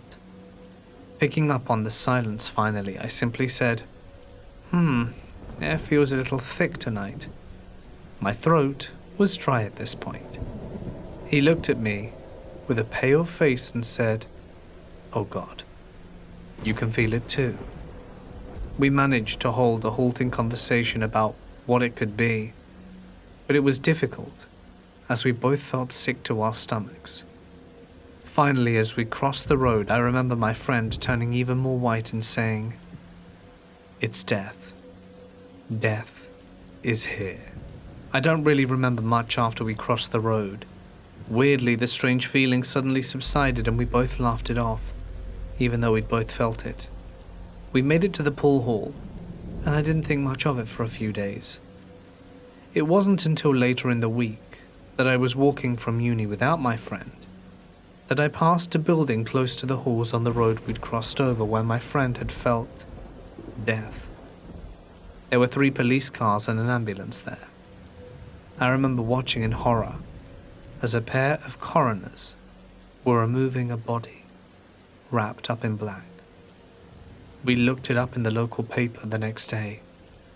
Apparently, 3 homeless people had died together in the building after seeking shelter, and they'd been dead for a few days before being discovered and removed. Never did find out what they died of, and we didn't go see much wrestling after that. You know how people say, trust your gut feeling? Well, here's how I learned to trust mine. When my girlfriend and I were traveling in Australia. We were both there on our working holiday visas and met each other at work. After nearly a year, my girlfriend's visa was about to expire, but mine lasted another 6 or 7 months due to working on a farm prior. Since we had spent most of our time in the beautiful city of Sydney, we were ready to see other parts of the country too. What most backpackers do is pay a company that takes them up the east coast by bus, or simply rent a camper van and drive to the coast themselves. We chose the latter option with a few changes. We were going to start the journey by bus up to Brisbane, and from there rent a car that would take us all the way up north, from which eventually we would take a plane to Asia. So the day came. We said goodbye to our workplace and our friends that we had made during our stay, and went off. After a few days in and around the area of Brisbane, we started looking to rent a van. Not having a lot of money, and wanting to save what we had for other adventures, we eventually settled on renting the smallest and cheapest Subaru that we could find, since we figured it would be uncomfortable to sleep in the car, and bought a tent instead. This car was even so small that it came with a map, showing where we were allowed to drive, and which roads that it would be too tough for. So the journey continued, and with the help of our rental, we had the option to visit less known or touristy places. We saw some really amazing things along the coast, and since we had enough time, we decided to see some of the real Australia. You know, the rustic desert with red sand that you'd see on postcards of the Outback. So the next day we changed our course from north and started going west. The GPS was showing a drive of about 10 to 11 hours, until our goal, which was a small town in the middle of nowhere. Not too bad. I was the only one with a driver's license, and I had done trips like this before. Leaving the coastline behind, it didn't take long for the climate to change, and soon we found ourselves in places just like those on the postcards. The ocean wasn't the only thing we left behind. It seemed the further away we got, the lesser civilization we saw, which was understandable. And we had gone way past the area we were allowed to drive in with our little car. We weren't worried though. The roads were all kept well, and this was our trip which we were going to enjoy. This meant taking a lot of breaks for pictures, and to take in the new landscape and scenery, which in turn made it a longer drive. Eventually the sun started to set, as we headed towards the horizon. Now here is a thing that you need to know about driving in Australia. You need to be very careful while driving at night, or preferably do not drive at night at all. This is due to the amount of kangaroos crossing the road, with some of them being as large as a fully grown man. How many people told me this before our trip? So many. But during our drive, We were so far away and hadn't seen a single one, and figured that people must have been exaggerating. Now as the sun started to set, and we actually saw a kangaroo for the first time, it was nice seeing it up close. We soon realized what people had been telling us was true. With the sun gone, the sides of the road started to fill with them. It was almost like something out of a vampire or zombie movie. After a few close calls, we had to slam on the brakes to not hit any crossing animals, and we eventually just kept a very slow pace. This, of course, meant an even greater delay in our drive. After a while of driving like this, and when daylight was completely gone, we came across a small town. Being quite hungry, and not knowing how long it would be to the next town, we decided to stop and see if we could find anything to eat. This place we had just ended up at gave us a bit of a freaky vibe. Maybe it was just because we were in the middle of nowhere, and we both came from the city. Perhaps it was because the place was so badly lit, and there probably wasn't more than 10 houses. My city brain probably freaked out a bit and thought, this looks like the hills have eyes. At least it had a bar and a restaurant. The place was probably frequented by truckers going through these roads. We entered, and I guess every person in the town must have been there, which weren't much, along with 1 or 2 truckers. My girlfriend and I stuck out like sore thumbs. As soon as we sat down and ordered our food and drinks, the people next to us, it may have been some sort of family, sat down by the table next to ours. We ate. I didn't pay them much attention. That is until I heard something they said, which made my ears grow wide and a chill that ran down my spine. Now I can understand that people living out there would have fun spooking the tourists coming through, and I'm not sure if that's what their intentions were, but it got my attention as they uttered Wolf Creek. If you've been in Australia, you may have heard about the story. I don't think any traveller there hasn't heard of it. Looking back at it, it sometimes felt like a mythological creature you would tell your kids about to scare them. Except, these stories are true. Wolf Creek is a movie based on a serial killer who targeted backpackers traveling in desolate places in the 90s. I guess it happened in various ways, but he often incapacitated and tortured his victims before ending them. As you can understand, it is a nightmare for backpackers. However, fortunately for everyone, he was eventually caught and imprisoned. What this group of people next to us were talking about was that the police had arrested the wrong guy, and that the real Wolf Creek killer was still out there. I was sitting there listening to every word coming out of their mouths while my blood was running cold, and trying not to seem disturbed in front of my girlfriend, who didn't notice the conversation taking place. Again, I'm not sure if they were just full of rubbish and were trying to scare us, but I was getting freaked out. As we finished eating and paid, we were leaving, and the trucker sitting in the bar turned to me and said something like, "You really should stay here for the night. You're a fool if you're going to try and drive away at this time." Well, I sure as hell wasn't going to stay there with my girlfriend. I turned the door handle and walked out. Before driving off, I actually checked everything about the car to make sure no one had been messing with it while we were eating, but couldn't find anything wrong with it. As soon as we left the town, however, I started to understand what the trucker had been saying. If it was bad before, it was worse now. Kangaroos were running everywhere. I'm pretty sure we hit one small poor creature, and I'm saying pretty sure because I didn't want to get out to check even if I did. That's how bad my gut feeling about this place was. It made us eventually have to drive even slower than before, and we were now pushing 30 kilometers an hour, a grueling and excruciatingly slow pace. This was absurd. At this speed we would have to drive all night just to get to the next town. When I looked back in the rearview mirror, I started to get an even more uneasy feeling. Bright headlights coming up behind us fast. At the time we had been driving for about half-hour out of town, and I couldn't see any trace of anyone, just us and another car out of nowhere. And I do mean nowhere, except for our lights and the lights following. It was pitch black. You might think I was too chicken to consider our circumstances. I bet you would too. You couldn't see anything except the part of the road that was illuminated. As the car came closer and closer, I got tenderer and tenderer until it was right behind us, lighting up our whole car. Then it just passed us. It was a massive pickup with a metal bumper guard in front of it. You could see how this guy could keep his speed. He had no respect for wildlife. As we took advantage of the moment and picked up our own speed to follow the car, we could see the unlucky kangaroos flying off his bumper guard. Well, that was all the excitement we had for the night. After a few hours, we could see the lights from the next town, which we had discovered was a bit larger and had a nicer feeling to it.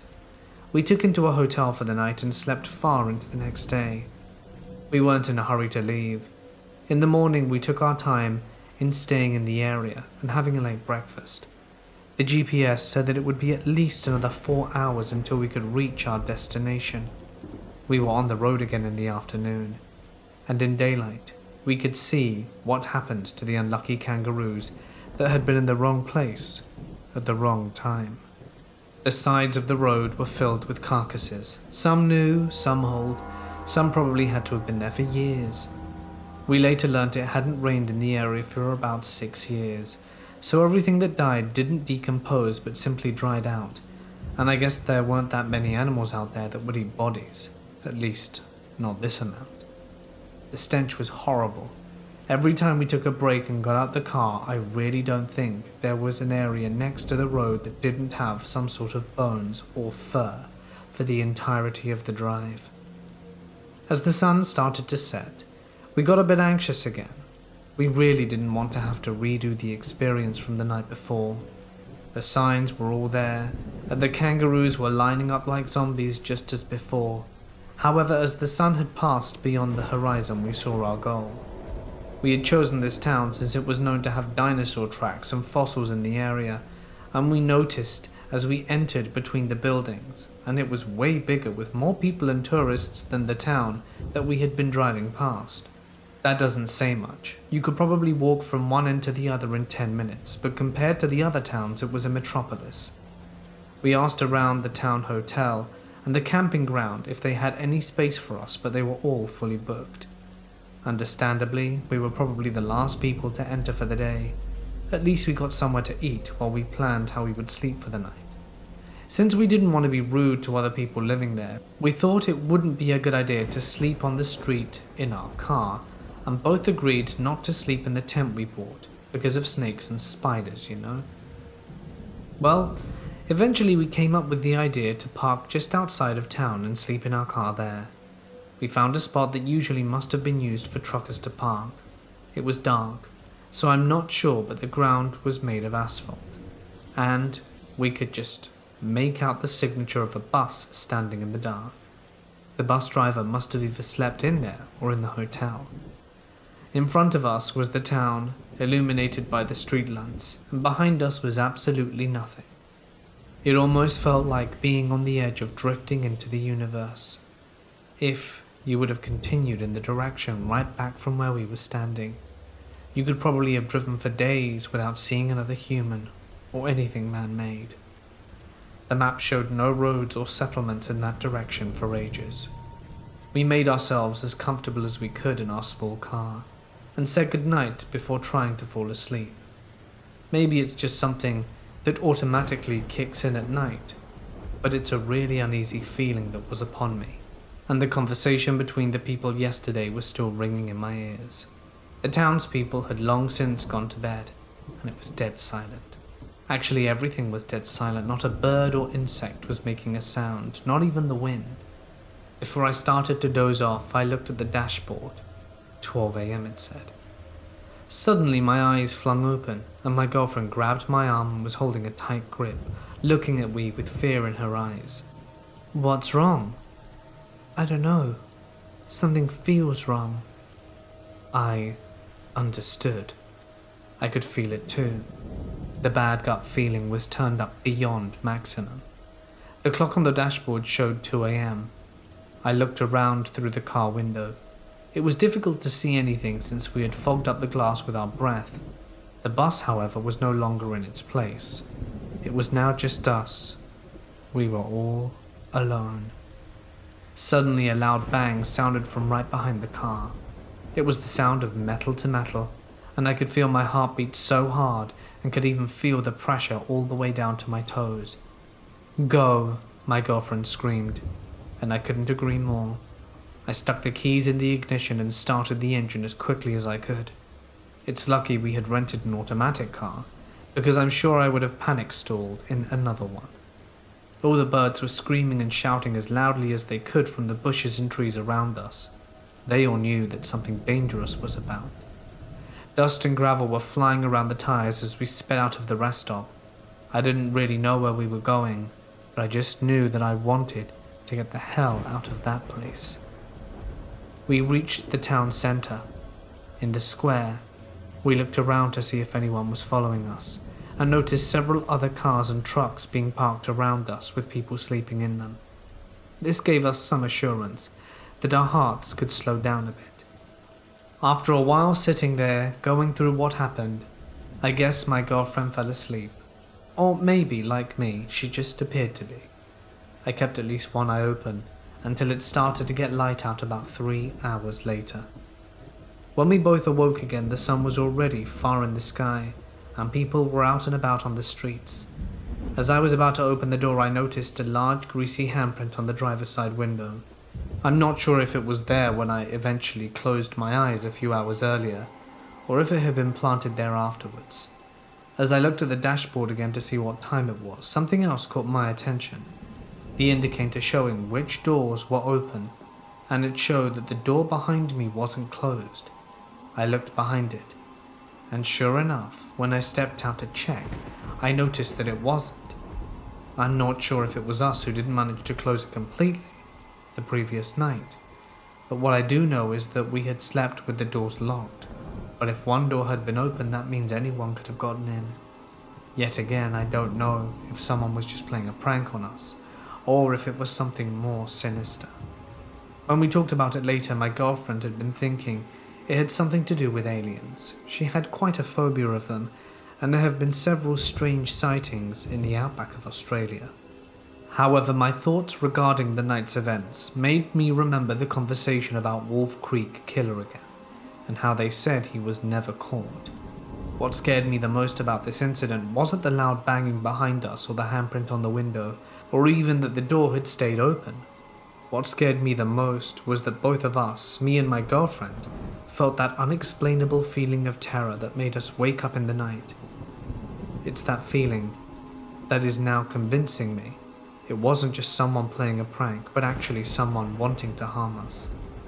After we had woken up in that morning, we had our breakfast and everything felt great again, and the gut feeling that I had been having for the last 2 days was gone. The rest of our trip went great, and without any more scary incidences. However, it did teach me one thing: to always listen to my gut.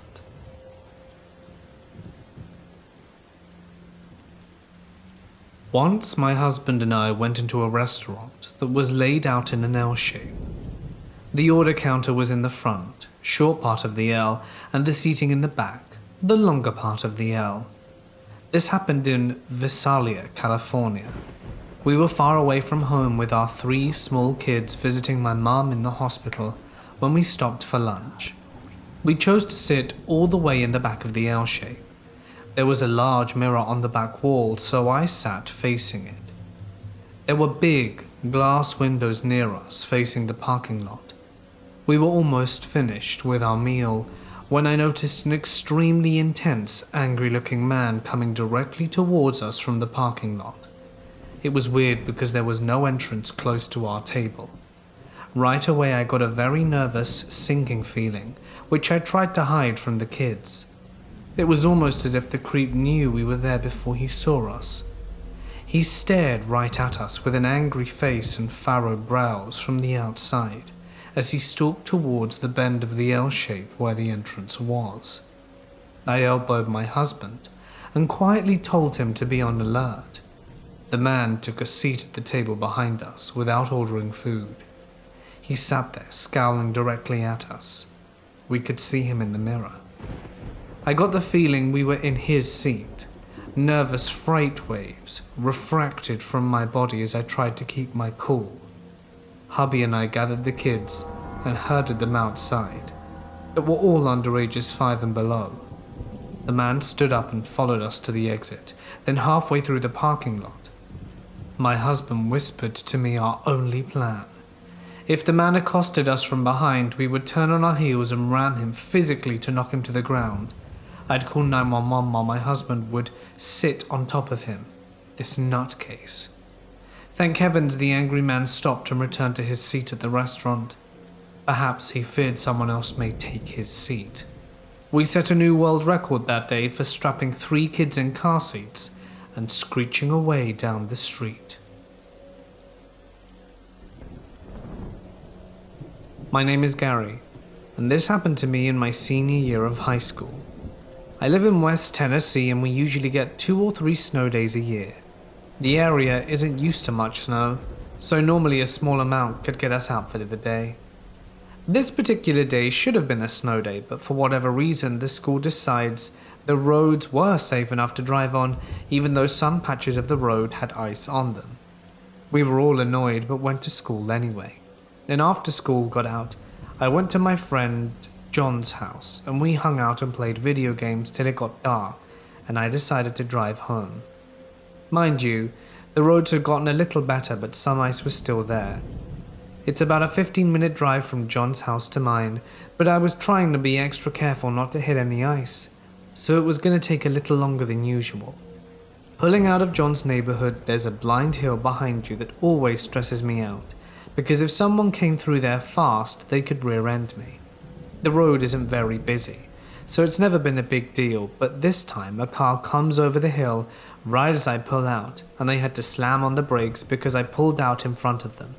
In my defense, they were going way too fast, but I still felt bad about it. They laid on the horn and were clearly angry at me, and I gave a small apology wave and went on my way with them still behind me. 10 minutes later, they're still behind me and tailgating me with their brights on, making it harder for me to see. I was getting nervous because they were clearly very angry, and I realized by this point that they were following me. I didn't know what to do, and definitely didn't want to lead them to my house, so I started taking random turns trying to lose them, but they were right on me the whole time.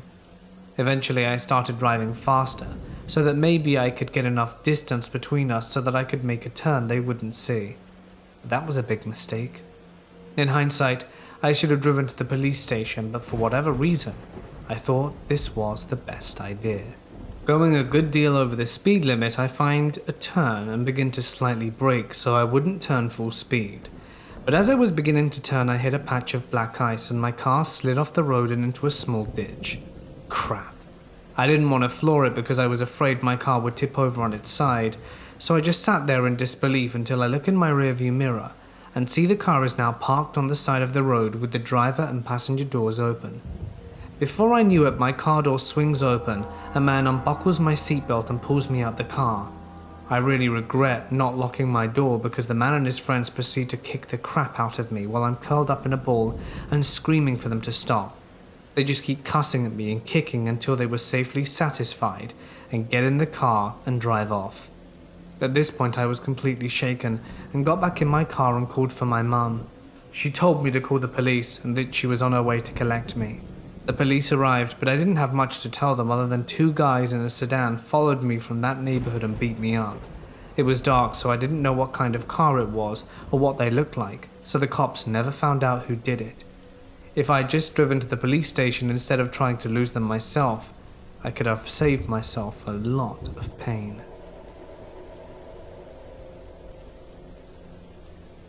I've had a few paranormal incidents myself. Something touching me just a few weeks ago, something saying my partner and my name in our ears one night was pretty disturbing. However, the freakiest thing I've heard is from my mother. When she was younger, she lived with her best friend in a 2-story house that was sectioned off into 2 living spaces. They lived upstairs and an old lady lived down. They said that from the beginning everything just felt off. Anyway, their key cards kept going missing every few weeks. They would get new ones and the same thing would happen again.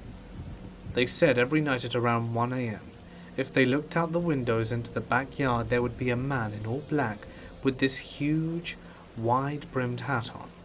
He would just stand there and stare up at them and then vanish. After 6 months, they both decided to move out. They went back to make sure they had all of their stuff and opened one of the drawers, and there were all of the lost cards. That night, someone broke into their house and robbed and killed the old lady. My mum thinks the ghost of whatever it was trying to get them out of there just in time.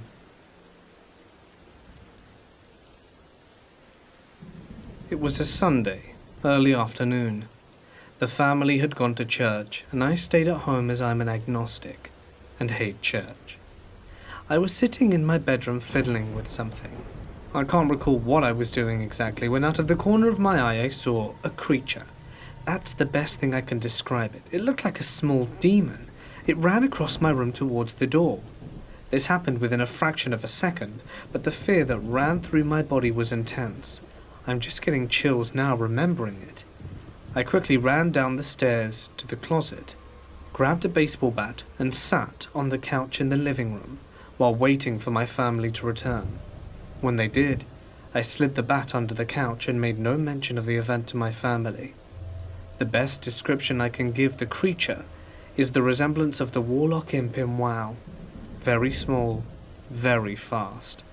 Bear in mind this was several years before WoW even existed. I'm just giving you an idea of what it was that I saw.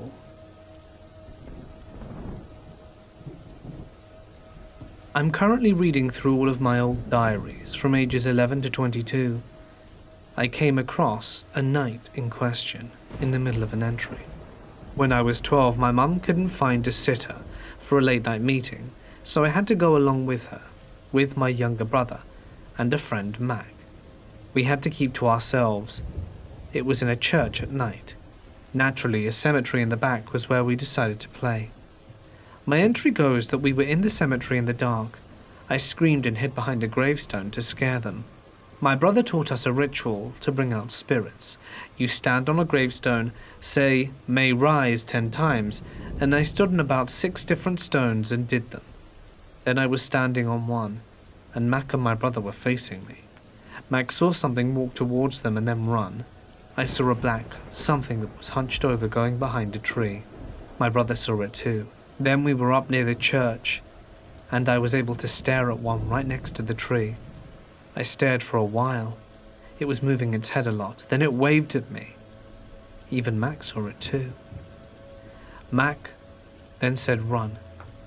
But I was left standing on the stone facing my brother, Mac, and the church, and a wooded area to the right.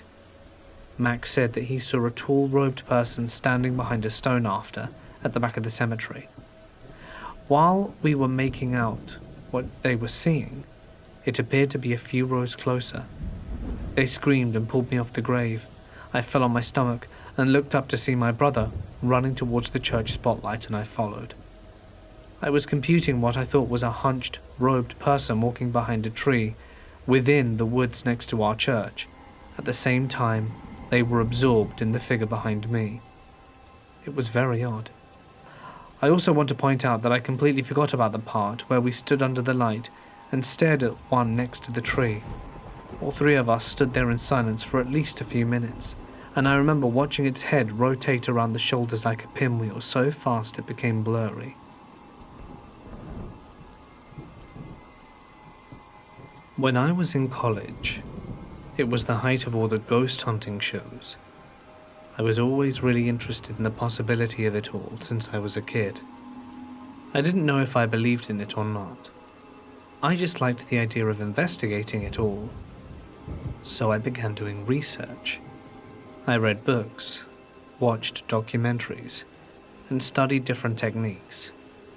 The more and more I learned, the more I realized that going into a situation looking for ghosts or spirits will completely ruin an investigation. What tends to happen with this mentality is that your brain starts finding things that aren't there. So I started to train myself to go into situations as a skeptic, and instead of looking for the paranormal, it was better to look for normal explanations for the abnormal. While doing this, I've met people from all walks of life who also adopted this method. We eventually made a club in our university that actually became the most active and sought-after club to be a part of.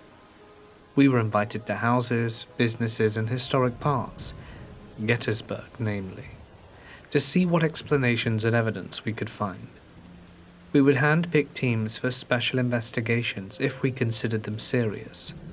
We did this because the club was open enrollment, and while we could take days to have fresher courses or do and don'ts during investigations, there would still be people looking to find ghosts.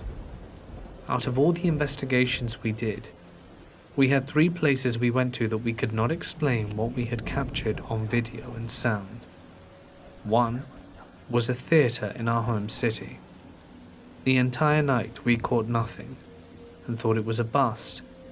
Even going through evidence, which we would do 3 times, provided almost nothing. Until a co-investigator's mother walked through the room where we were watching a tape of the entire theatre and said, "Who the hell's up there?" We made her show us. In the balcony seats, which were locked that night, and we were not allowed up there because of the antiques in it, there was a lamp lit behind a window curtain. You could see a figure move in front of the light of the lamp to almost block it completely. Similarly, as if you were to put a white sheet in front of a light to deaden the intensity of it. And then you could see something pull back the curtain a little bit, as if it were peeking out. The whole thing lasted about 15 seconds. We checked our records of where each group was at the time, and asked each person if they had been in the balcony. All responded no. We then asked our guide, who would unlock and lock the sections where we were investigating, to which she responds that she did not have a key to the balcony because of what was inside them. Regardless, she was with my group at the time of the event, and every other person at the investigation was accounted for, because we were able to match up timestamps from their recordings. The second is Gettysburg. There were 3 instances at Gettysburg that were unexplainable. This evidence has been lost because we did this investigation close to 7 years ago, when we were less organized. The first was a picture, one of the best I've seen. There were actually 3 pictures that ran together. The first 2 being just fog that seemed to have a blue hue to it, and the last one sending chills down my spine, because it was a clear as day man, lying on a rock at Devil's Den, looking at Little Round Top from the bottom, dressed in full Confederate garb. When first looking at it, it looked like the picture was distorted, until you realize you can make out the whiskers in his beard, and the gold in his patches on his hat and arms of his coat. The second, which I was not there for, was supposedly a piece of paper that was put on a rock in the woods that said, "What's your name?" They walked back about 40 feet or so, and recorded, and watched for half hour to make sure it wasn't tampered with. When they went back, there were clearly scribbles on the paper, but it wasn't anything legible. The third and final Gettysburg story is when I was walking through an area between the wheat field and Cemetery Ridge. I was with 2 or 3 others, and we had about 10 feet between us as we walked in line. This is all on digital record. You can hear something hit me in the back, like if someone threw a rock or something, and I stopped and said, "Ouch, Joe, what the hell, dude?" To which he says, he didn't do anything. At the time this happened, we were all stopped, and throughout the recording you can hear us all go silent, and in the distance hear a drum play a few beats. We didn't hear this at the time. We were stopped until we listened to the recording later, but Joe was mentioned previously as a drummer, and went white when he heard it. He listened a few more times before telling us it was a halt from a drum line. The third one is very lengthy and I feel like I want to save it for another day. I do not currently do these investigations, and I'll be the first one in the room to be a skeptic with any paranormal claim, but there were a few times that I was stumped. I'm not saying I know if ghosts exist or not. I don't have that answer. I can, however, say that there are things in this world we do not understand. Throughout the years we did the club in the university, we became highly recognized, having been given awards from the school for what we have done in our investigations, tactics, and also community and charitable work. Doing investigations are absolutely not what you see on TV. They are much more boring, and you seldom have anything happen. But it's a labor of love. It's hard to explain, because once you find that one piece of footage you can't explain, you want more. I know I'll get backlash from these claims. I always do when I post my experiences, but I promise on my parents' lives that what I say I did indeed happen. I have not tried to emphasize any of it, and I have told these stories as they happened. Let me take you back 10 years or so. It's 2 a.m, not a breath of sound, and I sit at the dinner table under a single light bulb eating frosted flakes. I'm the only soul in the entire house. The family is gone, and the doors are all locked. I feel tired, but the cereal is delicious. When suddenly the light bulb flickers. Weird. That doesn't usually happen. Okay, back on, no problem. At least I can finish. That's when, not 4 feet away, the back door opens. Several things happened at that precise moment, and if you were able to capture it in slow motion, it would have looked like this. Milk and cereal splashing and scattering across the table. A spoon clinks on the floor. I have discovered the secret to human flight, and my body floats effortlessly 4 feet off the ground. My chair tumbles backward beneath me, but I give no heed. My mouth is open in horror, unable to make a noise. My eyes are locked on the door. The door! It swings open to the fullest amount, but all I see is this blackness outside. When my feet touch the ground, I sprint several feet backwards and catch my breath. The door frame is still empty. Nothing appears to have moved. I don't feel any wind and I can't hear anything. What the hell? After I gather my courage, I investigate. The door handle is locked, but it must not have clicked completely when it was shut. I think the house must have had some pressure change somewhere. And, I don't know, suction did it. Yeah, that must be it. And the light bulb? It died, I think, a few days after. So, here's me hoping it was just random chance. I hope.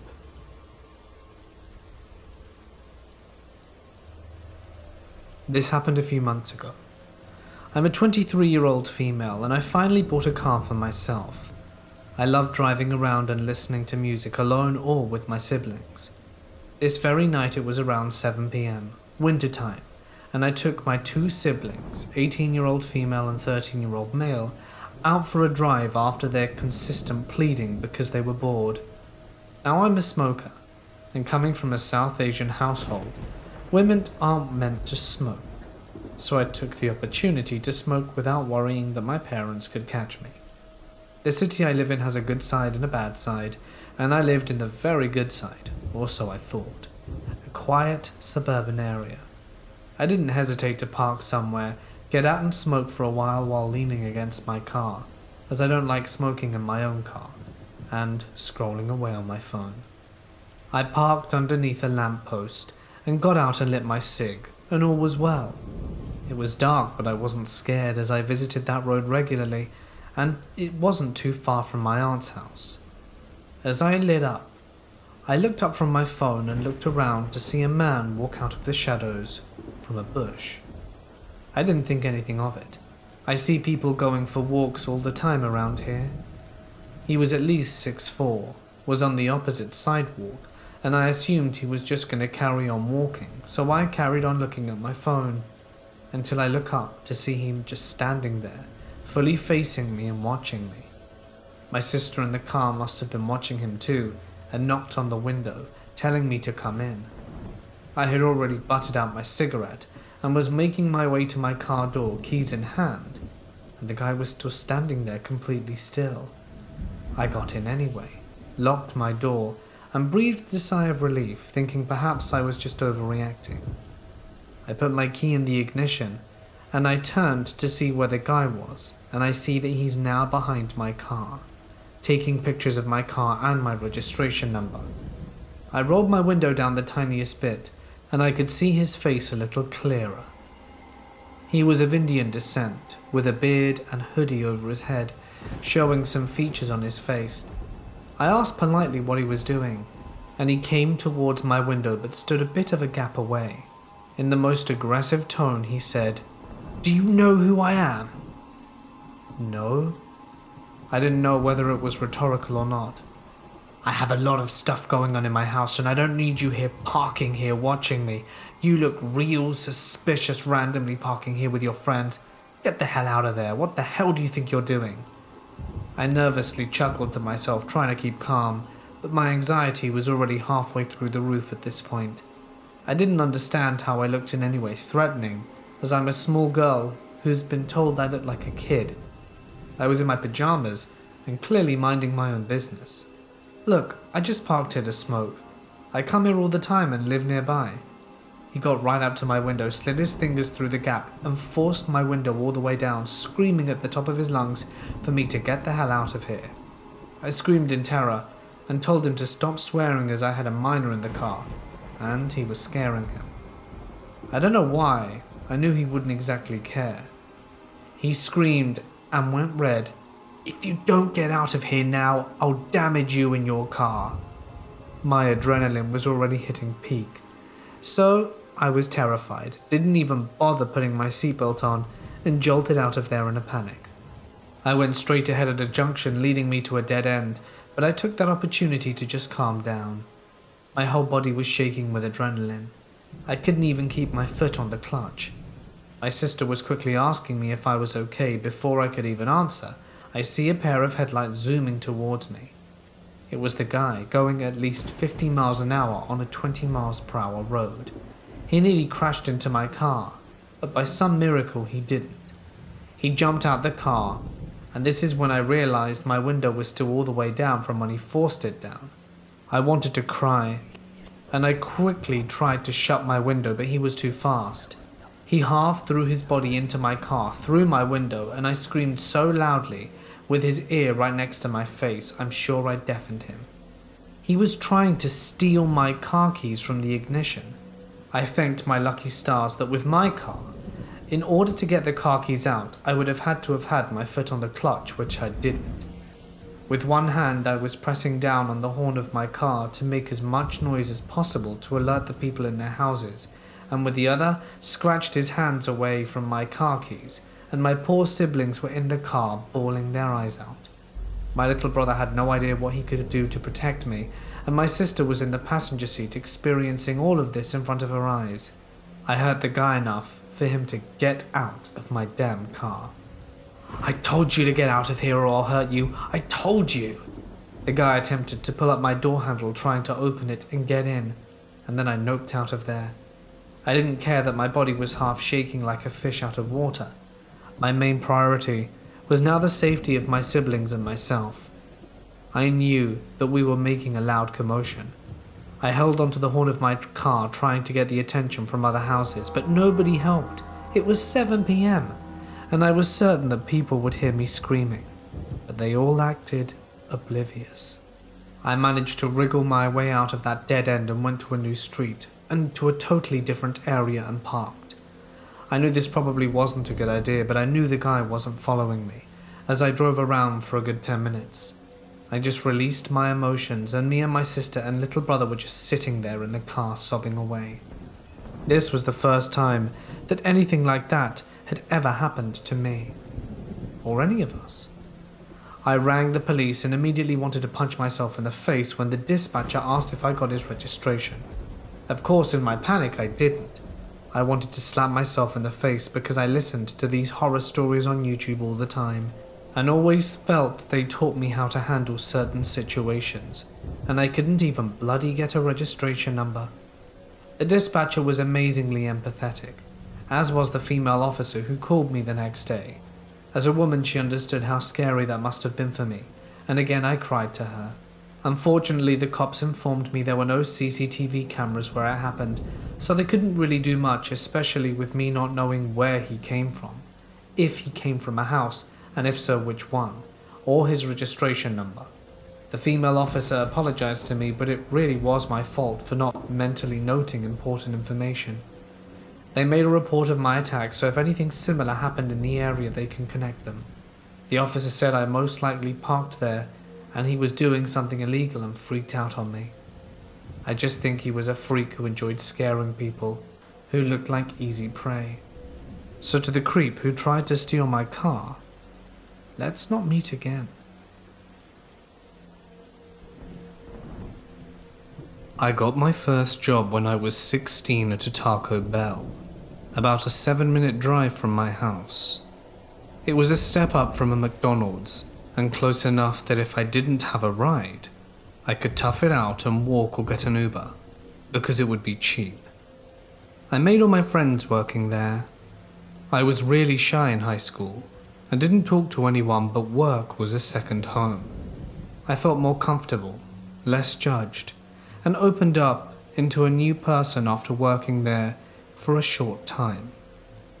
After a few months, our general manager leaves after being hired elsewhere, and we get a new one, Dan, who had been working at another store. He was arrested and had been in prison for a while, and got out and still had his manager's keys and just came back to work. They needed a new general manager at my store, so they switched him over and promoted him. He was kind of weird, but I tried to be nice. I really liked all my co-workers, location, and loved the last GM, so I was trying to make it work with this one too. That's when I realized he was a massive weirdo. He started sleeping in his car in the parking lot overnight. He had a wife and house, was twitchy and jumpy, and had a bad leg he would constantly be limping from, and started stealing bags of tortillas and messing up the inventory. He was just obviously a tweaker. They literally hired out of prison to come run a store. Great fit. I was over it now. I missed the old general manager, and the other managers were between 18 to 21, and a bit hard to get along with. I was thinking of leaving, but was just sort of riding it out, hoping all these people would eventually be let go. Then I'm standing at front counter during a shift. I was assigned to lobby, i.e. taking people's orders, cleaning the front of the restaurant and the bathrooms, and restocking straws and stuff. I'm wiping down a fat stack of trays and just zoned out, when Dan comes up behind me. So you're thinking of leaving? We're all pretty much in each other's business, and everyone told each other everything they heard, so I didn't care that he knew and wasn't remotely surprised. I just said, yeah, and probably came up with some excuse about school. Well, if you do that, I'm gonna have to give you a few drinks and put you in my car. What? I side-eyed him. What does that mean? I got an uncomfortable laugh and just kept on wiping. I quit that very next day.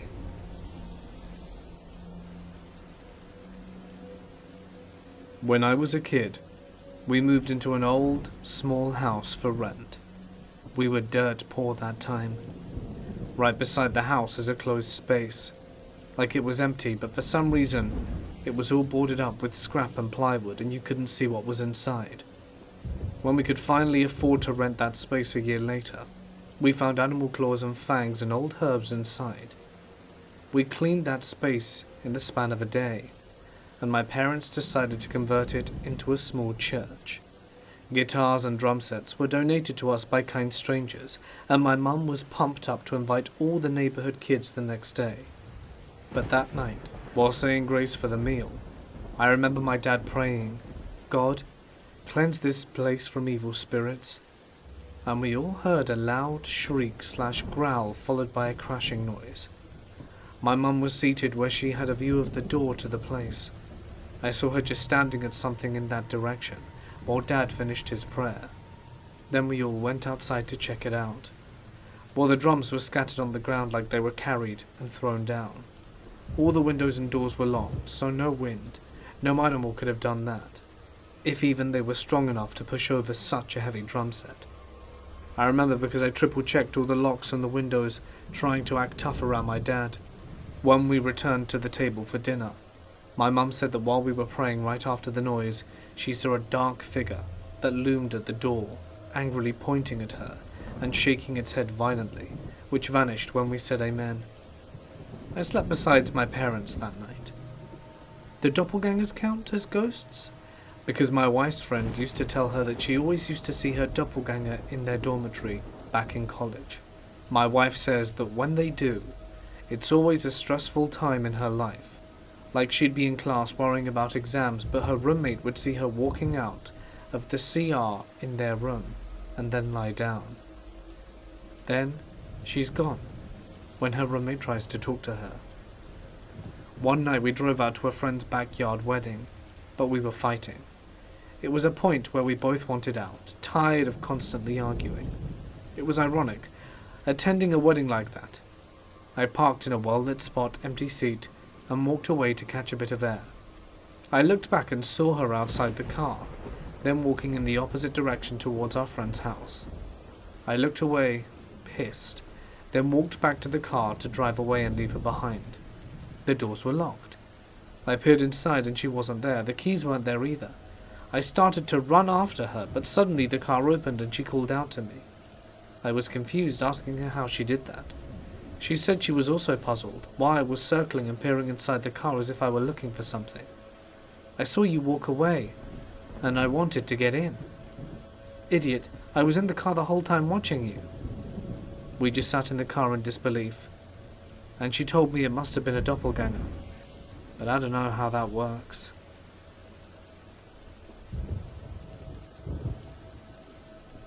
This happened about 3 months ago, and it still comes up in conversation because we just genuinely don't know what happened or what was about to happen to us.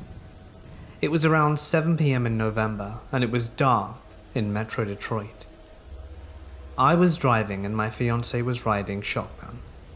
We were exiting a pretty populated highway when we turned onto a mile road near the city's shopping mall and outlet centers. Being in close proximity to the mall, it was strange the boulevard was that empty at this time of night.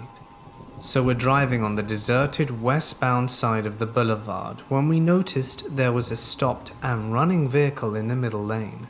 Again, it was dark aside from the streetlights that lined the road every 80 yards or so, but their brake lights were obviously lit, and we were approaching quick.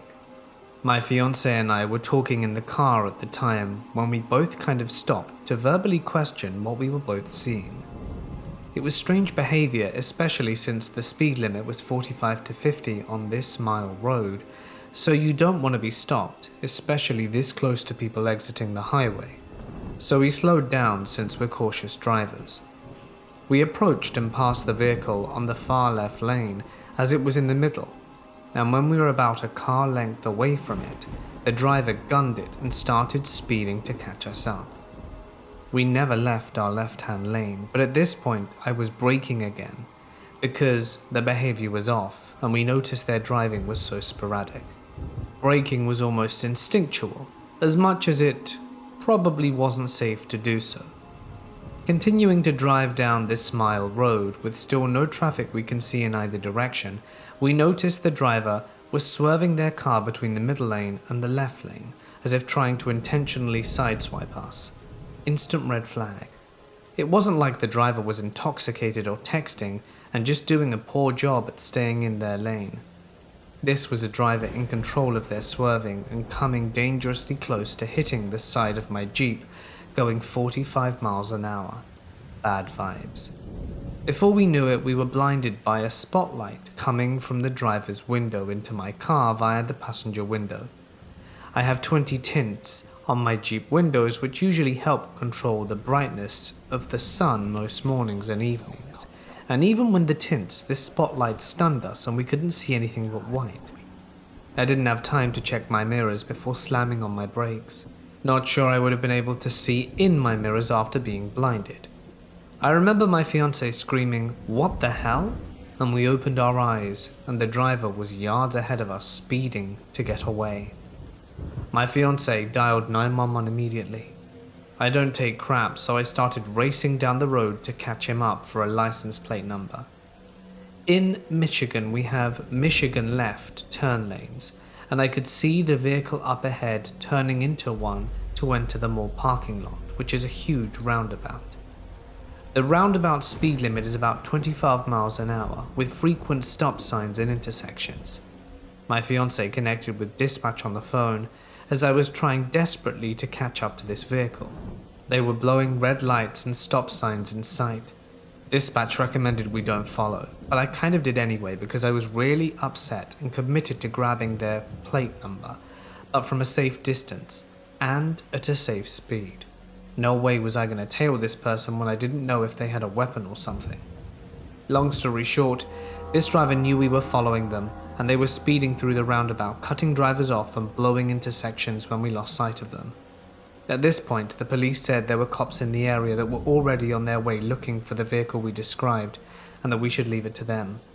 We weren't going to jeopardize our safety and the safety of other drivers just because I was angry. So we stopped our chase but still crossed an intersection into another shopping center across the street when we saw the driver enter. We figured we could prowl instead of chase in case we saw them again, but we never found the car, never found out who the driver was, what his motives were, or if the cops found him. We knew he was a male because we saw him through the driver's side window before he blinded us. White, male, dark ball cap. He drove a dark sedan. Looked like a newer Ford Fusion. It was a close run-in and I'm not sure what would have happened if he'd have successfully crashed into us on that deserted mile road, or if his spotlight had successfully veered my car off the road. To the dude who scared the crap out of us and took away our eyesight while driving a moving vehicle, let's not meet again.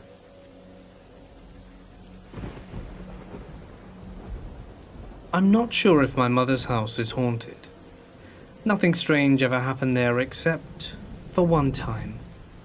I was woken up in the middle of the night by what I thought was my little sister. No one had said anything or touched me in any way to wake me up, but there's that distinct feeling you get when you know there's someone there staring at you. You can feel their presence. Well, that is what woke me up. The presence of a little girl. It was pitch black, so I couldn't see a thing, but I could feel someone there, and it felt like it could be my little sister. But whoever was there was angry. The malevolent presence of a young girl. I asked quietly, "Maddie, what are you doing here?"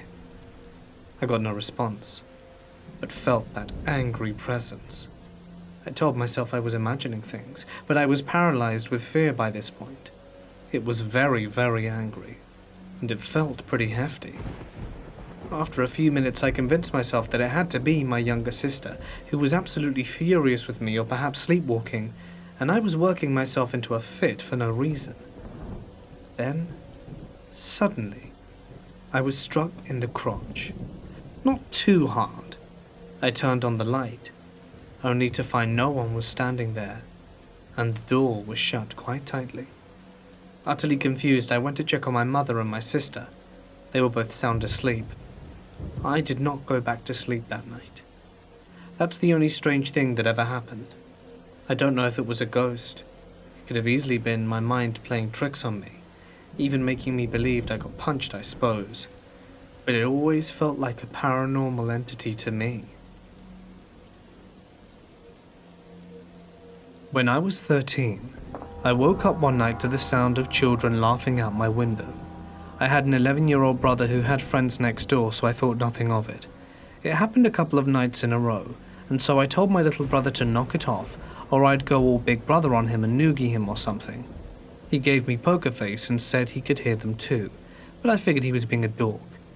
That night I heard it again, I got up and opened the window to yell at him and his friends, and all I saw out of my window was the darkest, blackest silhouette I've ever seen. There were 4 or 5 of them, about the size of a toddler. As soon as I screamed, they vanished. Dad went outside to see if he could see anything. Of course he didn't. I heard them twice since then. The first time I bailed and slept in the living room.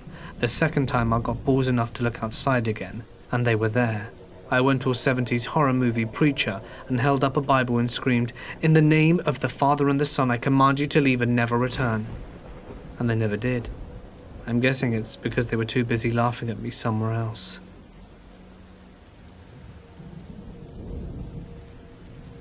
When I was a kid, a bunch of strange crap would happen, but my parents would lie as not to alert me.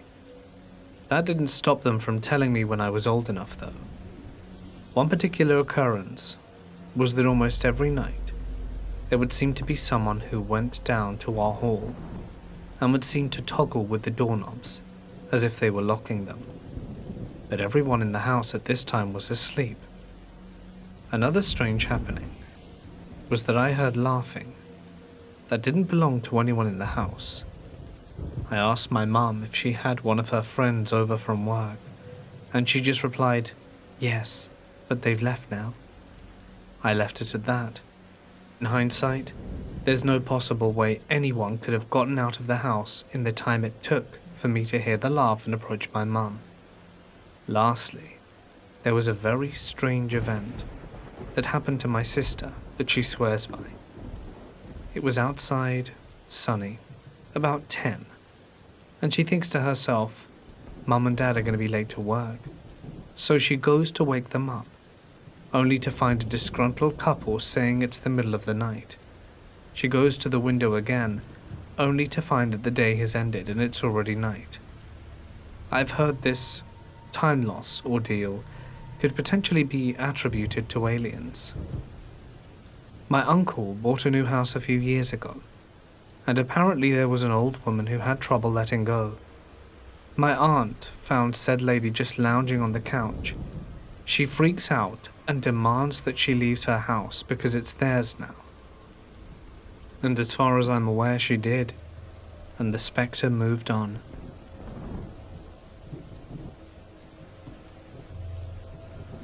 This happened a few years ago when I was bartending in college.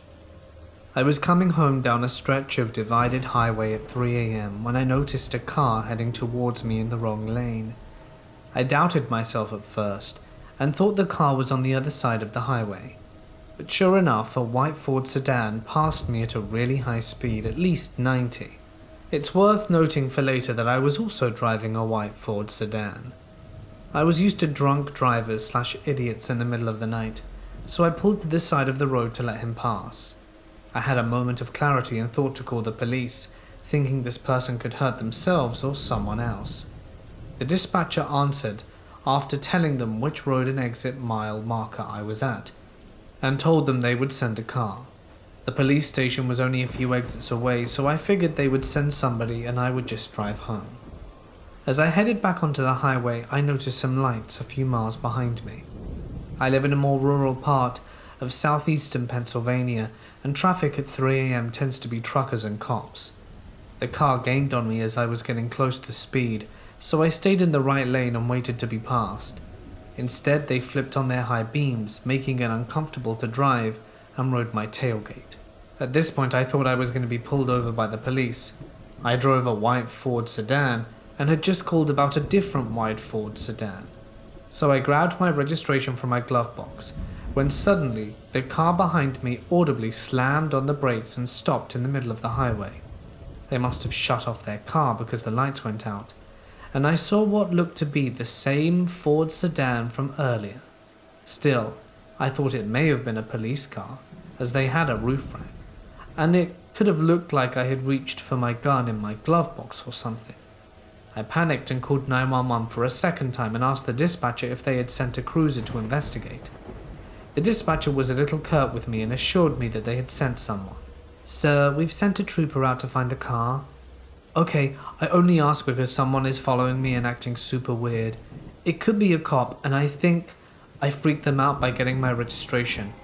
Are you getting pulled over?" No, they didn't turn on their lights. Let me try to get the trooper we sent out."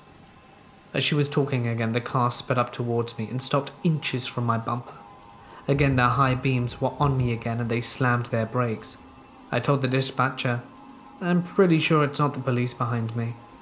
The car sped to my bumper again and turned their high beams on, this time laying on the horn. Hearing this, the dispatcher asked me what was happening. "What's going on? Did you honk me?" "No, that's the car behind me again." "I don't think it's a cop." "I'll try to get the trooper again, but I don't think that is him behind you." For some reason, this is what shook me. Before that, I was thinking I was getting pulled over and maybe a ticket. Up until then, I was going at the speed limit and trying to avoid getting pulled over. I told the dispatcher, "I don't care if I'm getting pulled over. I'm speeding, and if they put their lights on, then I'll pull over." I started to accelerate and the person behind me kept up with me. The speed limit was 55, and they kept on my bumper the entire time, but this time they were swerving. I tried to signal for an exit and bail out, and they followed. At the next exit, I took the off-ramp and continued onto the on-ramp, and the car behind me followed the whole time. I thought I was about to go to Wawa, a convenience store/gas station that's pretty much the only populated place in southeastern Pennsylvania at 3 a.m. But the dispatcher thought it would be unsafe. She was calm and talking to another person, trying to send the police to me. The other person, maybe a supervisor, asked if I could drive to the police station. Realizing that I was one exit away, I told her I was going there, and said that she would have the troopers meet me outside. As I pulled off the exit, the car followed me. I blew a few red lights trying to get to the police station, and the car tried to pull into the other lane to pass me or pull up alongside me. Once the police station was in view, I put on my turn signal and the car slammed on its brakes again, turned off their lights and turned into the parking lot. The story kind of ends anticlimactically, as I pulled into the police station and met the troopers. 2 of them went out to find the car and I stayed with the 3rd. I thanked the dispatcher and her supervisor, and the straight trooper escorted me home after taking a statement from me. I was never called to follow or testify, so I can only assume the person didn't get caught.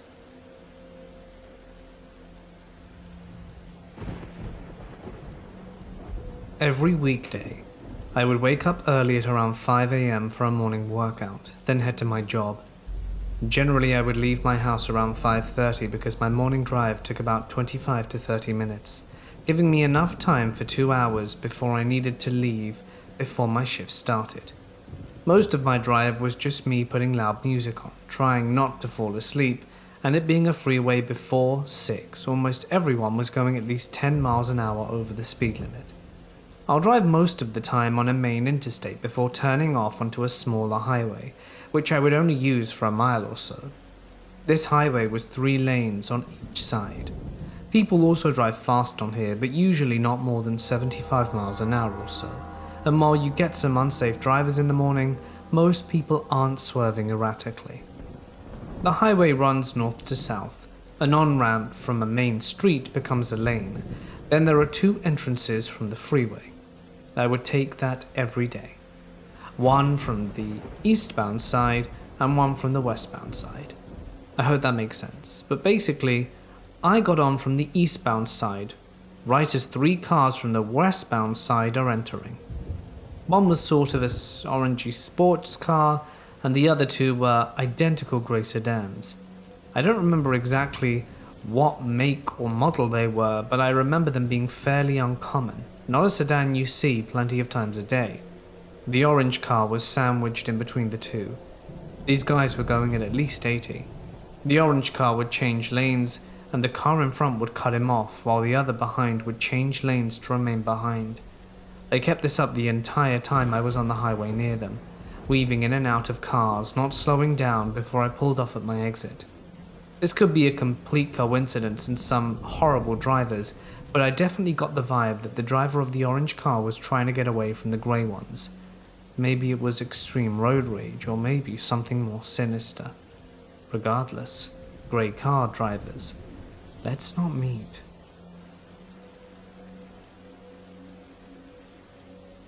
When I was 7 or 8, I was visiting at my mum's house for the summer. My stepsister was around 11, and I shared a room with her.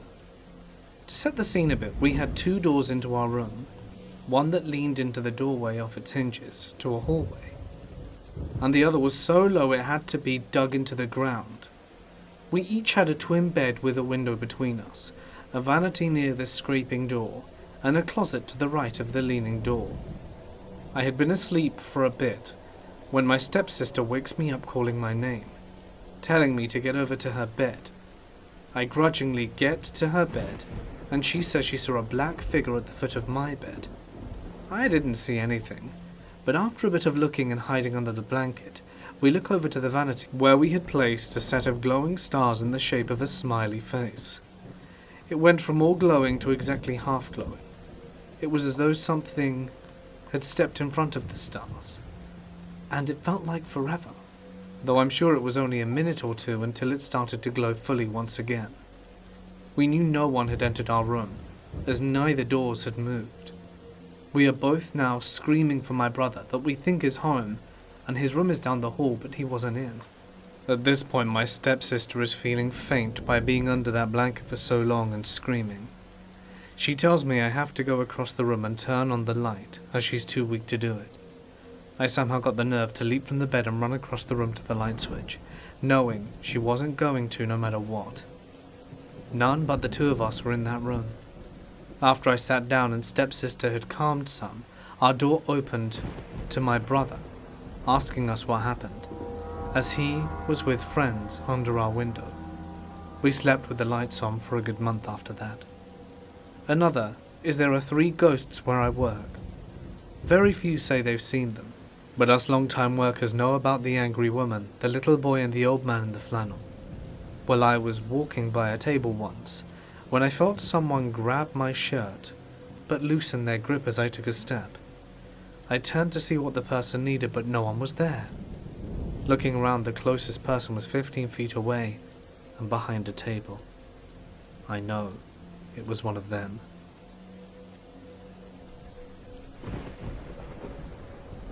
I was at my grandma's house in Mexico. There's a demon my mum calls La Anima, which translates to a soul. The thing has been haunting my mum's family since they were small kids, and they said the house was built on an old graveyard from the early 1900s. As a kid, lots of things happened that traumatized me. But the one thing that has stuck with me is a nightmare I had about her. I dreamt I was walking in my grandma's house and no one was home. Even though I knew no one was home, I felt as though someone was watching me. As I get to the backyard, I see La Anima, who's dressed in all black, but as I approach her, I can see her face. She has yellow eyes that sink into blackness, a thin, narrow, pale nose, and her mouth was something else. Her teeth were razor sharp, and her gums were bleeding. As she came closer, I knelt down and started praying with a rosary in hand. She starts to cackle, and it gets louder and louder, and at this point in my dream, I know I'm dreaming, and I try to focus on praying, but I can't. She finally reaches me, kneels down in front of me, and continues to laugh. I stop praying. I look up at her, and she straight up says, "That's not going to help you," and continued laughing. I looked down at the rosary. It was gone. So was she. Fast forward to a few years later. My uncle and I were talking about La Anima, and he started talking about a nightmare he had. As he's talking, I realized we both had the same nightmare. It's crazy, but I never told anyone about that dream.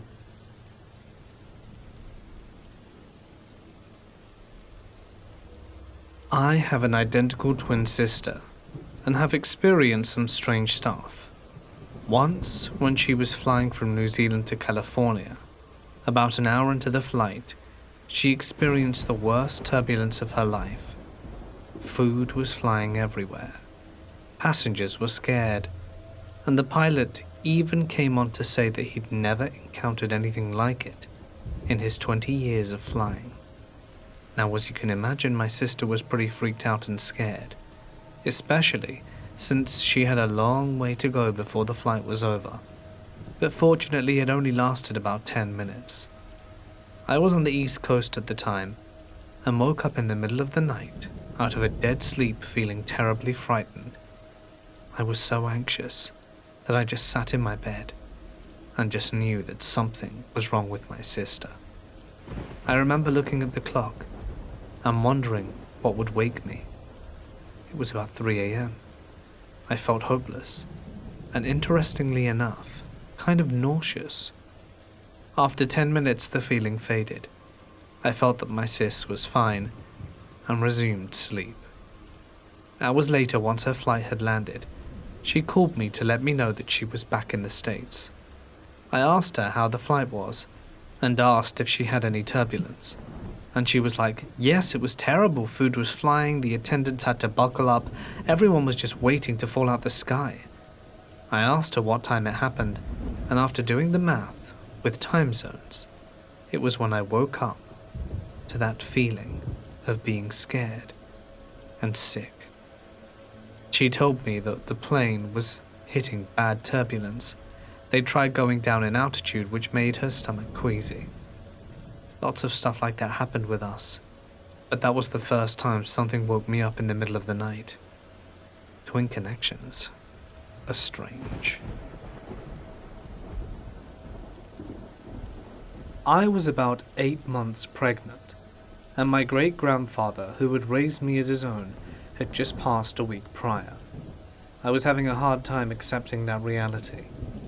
One day I'm sitting at my kitchen table that faces down a long hallway into a bedroom, and I'm home alone. I glance up from my food, and down the hallway, standing in the hall, is a tall, skinny figure roughly my grandfather's build. I had to do a double take, because I couldn't believe what I had seen. I felt this overwhelming calmness come over me, and a peace I hadn't known since before my grandfather had passed. I get chills remembering it, but I knew it was my grandfather coming back to tell me it was okay to be sad, but that I needed to move on, because he was happy, and wanted me to be happy as well. I know he wanted me to know that, because the feeling, coupled with the thoughts, I'm happy, why aren't you, popped right into my head. I've had several encounters with spirits since, but that was the time that I really accepted I have gifts I've been ignoring my entire life up until that point, and it helped me accept them. There was another time when I was babysitting my nephew, just him. I was alone, laying on the couch watching a movie which faced directly into the kitchen doorway, where said hallway and room were directly off, and my nephew stops and goes, "Who is that?" I thought he meant on TV, and I told him the character, but he says, "No, who's the guy in the kitchen doorway?" And me at this point in my life was still very much in denial, and stared directly at the TV, refusing to look over, and said, "It's no one, don't worry." I tell him, "You leave him alone, and he will." And he did, and he says, "Okay, he's gone now." He said sorry. My nephew is 7. I'm pretty sure it's my gift and that it's running in the family. My daughter is also extremely sensitive to spirits and such. She's 9. That's a part of my life I hadn't talked with her about yet, so that she can organically come to me with it.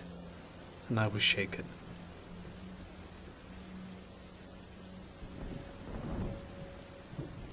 I've never experienced anything paranormal myself, but my family has plenty of stories to share. This one took place sometime during the mid-1950s. My grandma came from a very poor family in Mexico. Her house was more like a shack, with a dirt floor. Every morning my great-grandmother would send her 2 eldest daughters, my grandma is the 3rd born, to go to the woods to collect water from the river to bring back so the family could use it for washing, drinking, or cooking. The 2nd sister didn't tag along this particular morning, so it was up to the eldest sister to do the honor. The walk to the river was about 2 miles or so. She gets there and sees a long, black-haired girl playing with a stick, tapping it against the flowing water. The girl had her back to my grandma's sister. She didn't see too many people come to the area, so she tried striking up a conversation with the girl. The girl didn't answer her or even turn her back to acknowledge her. My grandma's sister shrugs it off and approaches the river to collect the water. When she got closer, the girl turns away slowly to face my grandma's sister, and my grandma's sister immediately sees that the girl has no face, just skin replacing the eyes, the nose and lips. She didn't really have a chin either, it was sort of just rounded off. Immediately my grandma's sister dropped the bucket and fled the scene, running the whole 2 miles, and she refused to ever do that chore again.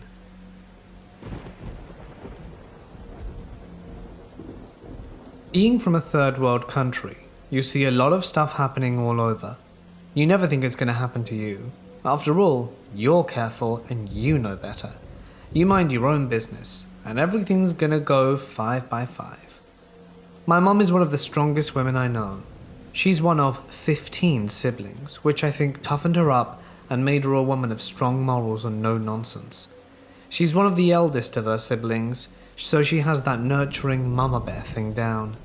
She'll take crap from no one, and when confronted with fight or flight, she'll fight every single time. Like the one time my mum was picking up my sister from kindergarten, and some guy tried to snatch her purse. She took notice of him walking towards her with no good intentions, and she told my sister to hold onto her skirt.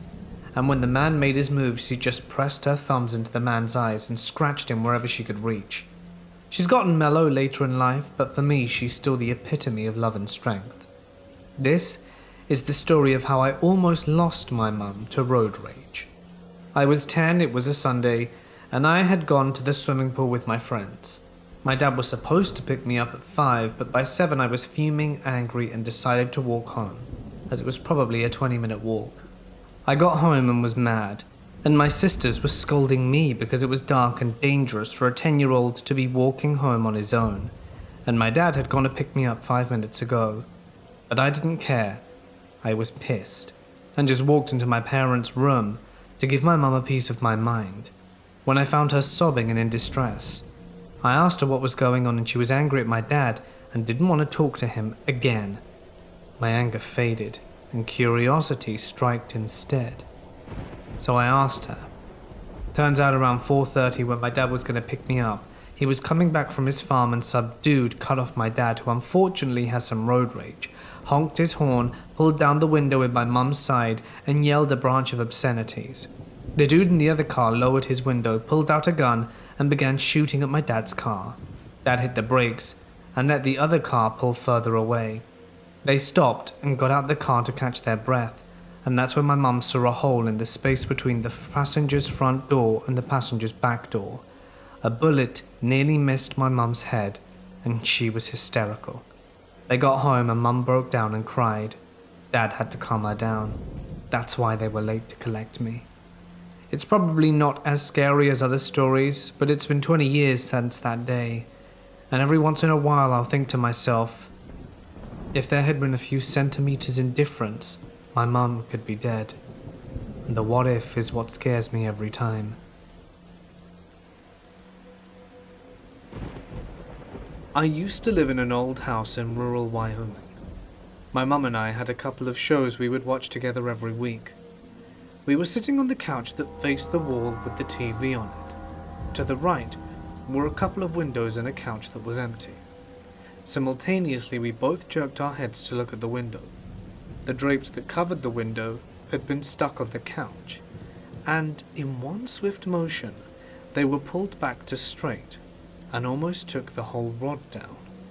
We were both very uninterested in ghosts and far from believers. But after years, we still try and come up with a rational explanation other than paranormal, and have yet to be successful in our endeavor.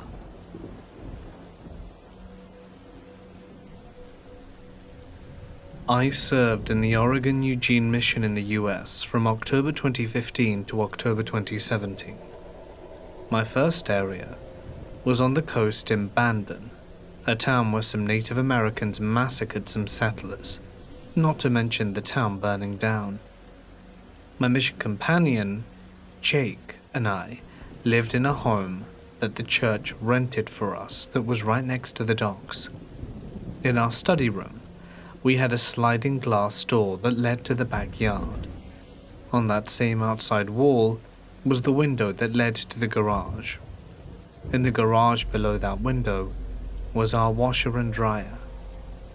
If you were in either the study with the sliding door or in the garage alone at night, you would hear someone knock 2 or 3 times quite fast. But when you would go to check, no one would be there. Many times one of us would be reading my scriptures and planning some lesson details, while the other was in the bathroom or kitchen. The tapping would happen, and the person who wasn't in the room would come in and ask if it was what we dubbed the glass tapper. When I got my new companion, Mike, about 6 weeks into my mission, I started hearing some weird things in the abandoned house, other than the glass tapper. We would come home to hear someone running around our apartment and oftentimes see our fridge shake for no reason, as if one peg were too short. One day, I had it and looked at the fridge and yelled, "Stop it!" which actually seemed to work. My original companion Jake in this same house in Bandon and I were laying down in my bed at night. My missionary companion was in his bed on the opposite wall of the room. My back was to him, and we were just talking about what we did before our mission, girls and whatnot. My companion got up to use the bathroom, and once he shut the door I heard someone crawl into his bed, as if they pulled the cover over themselves. I knew it wasn't him because I could hear him peeing.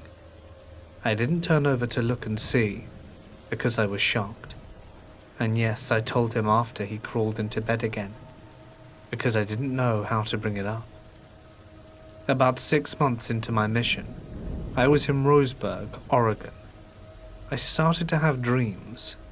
I wouldn't exactly call them nightmares like of demons, like the supernatural ones with black eyes, but they had smiles like the cartoon Grinch that were really long and curly. They would tell me I was no good and going to hell, and would put my arm to the square and cast them away. But they never left. They usually just shut up and stared at me. I started to wear my mission tag that's commonly associated with Mormon missionaries to bed, and that completely solved the dream problem. But sometimes I would just be laying there and feel the end of my bed shake. Not violently, but enough to wake me up and just to let me know they were still there. It still happens sometimes. No nightmares, but the shaking still happens. I don't know how to tell that part to my wife. In Roseburg, Oregon, my companions and I were teaching a family once. They eventually told us that their baby girls who were 2 on 1 would wake up in the night and point to a particular corner of the room as they screamed. They also had an old railroad lantern that got so hot the glass shattered. They asked us to perform an exorcism on the home. We told them that we would bless the house, and they asked me to act as a voice for it. As I was praying, I felt as if there was someone standing so close to me that the face was only an inch away. You know the feeling, when someone is getting close to your face when your eyes are closed. How can you sense it? It was like that, but hot, like an oven. These are my experiences, and I don't know how to explain them away.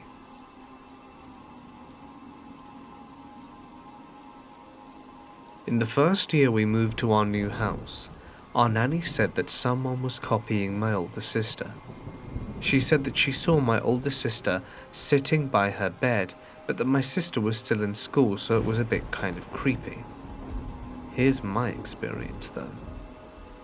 I saw my younger sister walk into our parents' room, and I assumed that she was going in there to use their bathroom, and me being the funny one in the family decided that I would scare her. So I walked stealthily and got inside the bathroom, then screamed so that she would be frightened. but no one was there. The second time that I saw my younger sister's doppelganger was when I was on my phone minding my own business, when all of a sudden in the corner of my eye, I saw the head of my younger sister pop out behind my bedroom door to see what I was doing. Of course, I ignored her, thinking that she was just being silly, but she did it again. Her head popped out behind the door, and I got annoyed, so I chased after her and thought that she went to my parents' room, but of course, no one was there. She had been downstairs the whole time, and I would have heard her go down the stairs.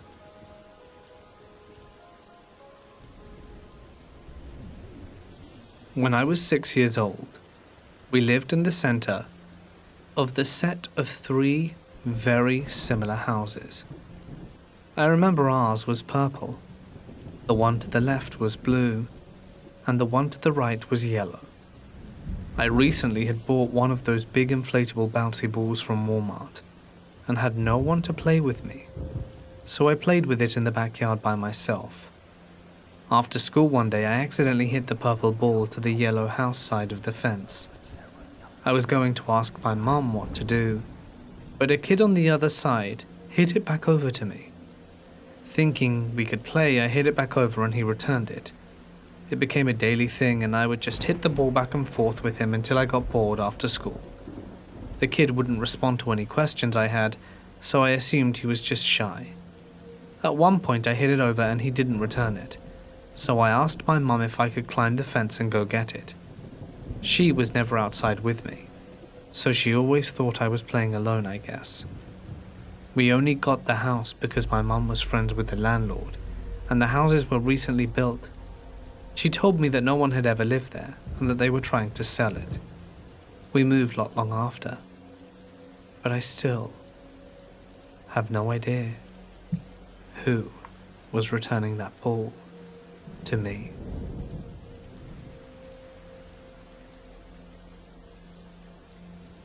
I was in student housing at the time. I had a double room to myself and a shared apartment. Being wary of people coming into my room, I had set up a PS3 camera as a motion-activated security cam that recorded to my PC when it detected movement. I get home one night after school and see that it had been triggered, so I scout the room, checked cabinets, bathrooms, closets, etc. The closet door itself was difficult to open and close because it had dropped, and so you had to lift it to move it, so I forced it back closed. I sit and watch the video to see the camera was triggered by the closet door opening by itself. I stayed at my then girlfriend's room for about a week after that. My mum was dating my dad at the time. I was around 10. He lived with his parents since his dad was sick, and since it wasn't really that far from our house, we thought we'd go visit him there. We had dinner and stayed for a while. He gave us gifts, he gave me a cow plushie, which I still have to this day, and everything goes well. Then it gets late, around 11 PM, and we decide to leave. It's literally pitch black. Also, I may remind you that it's probably mid-December. There's no snow falling at the moment, so it's icy and you couldn't see your hands in front of your face. So like any normal human beings would, my mum puts her high beams on. Something I forgot to add to this is that she would usually shut them off when she got close to the other cars, and it's not like she was blinding them.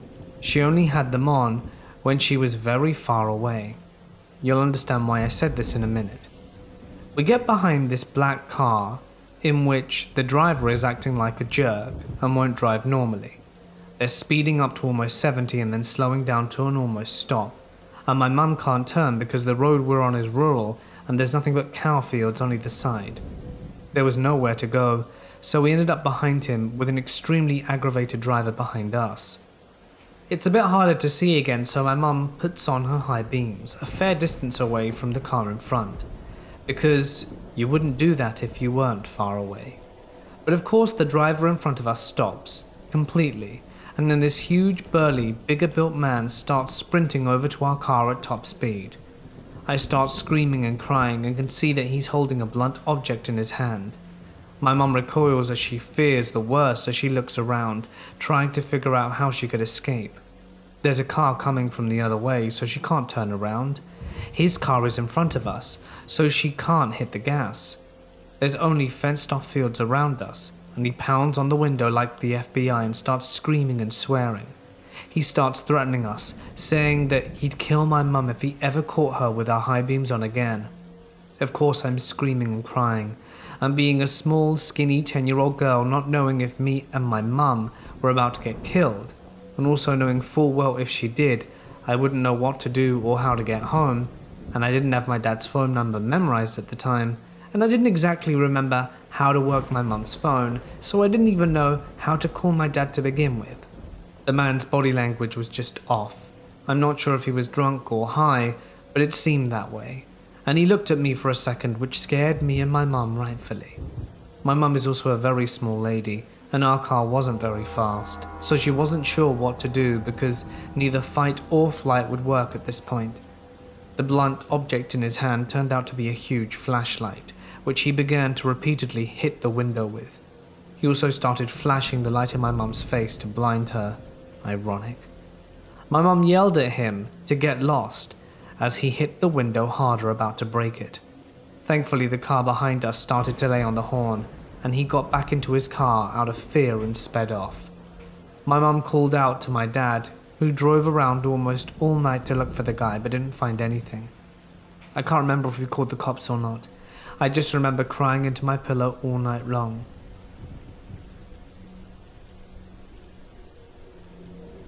A little backstory. I was around 11 years old when my grandmother passed away. My parents both worked early in the morning, and she was the one who usually put my brother and I on the bus. We lived in the country, and so the bus came to our houses. I don't know why my brother wasn't home with me this particular morning, but I was getting on the bus myself. Anyway, I had gotten up and dressed and everything by myself with no problems and nothing weird. We lived in a 2-story farmhouse that was over a century old, and creaking sounds in the house were nothing out of the ordinary. But when I went downstairs, it felt different.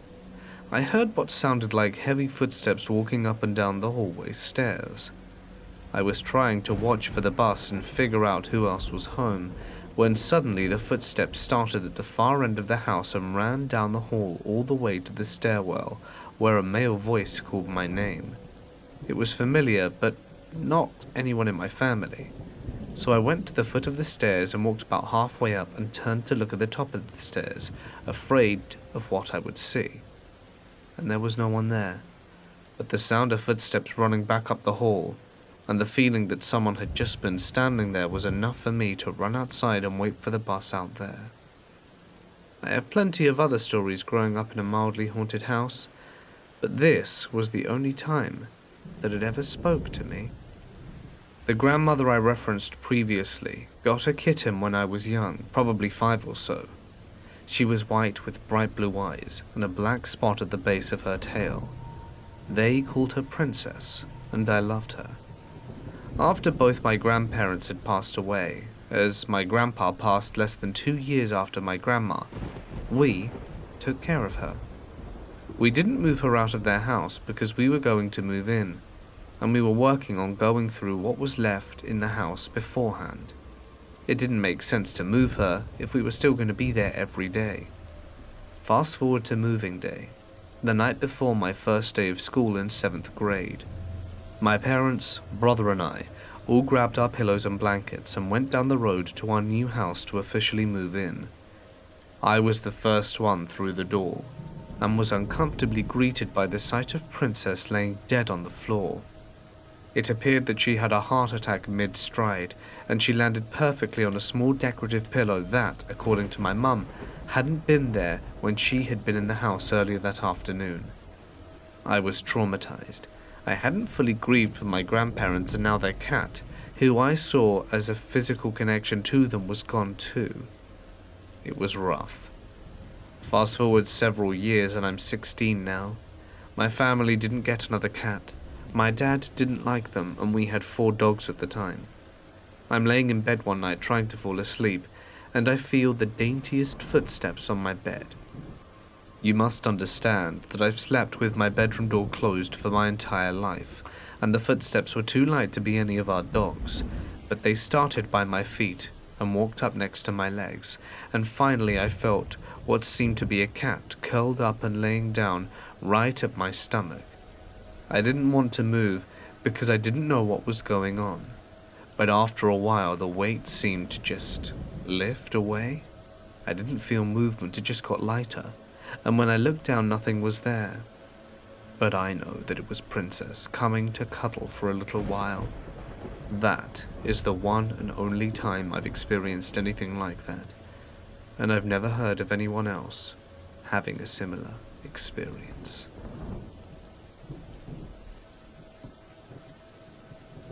I'm 30 years old now, but want to share with you a true story that my dad told me when I was around 10, and has stuck with me till this day. I am originally from Romania.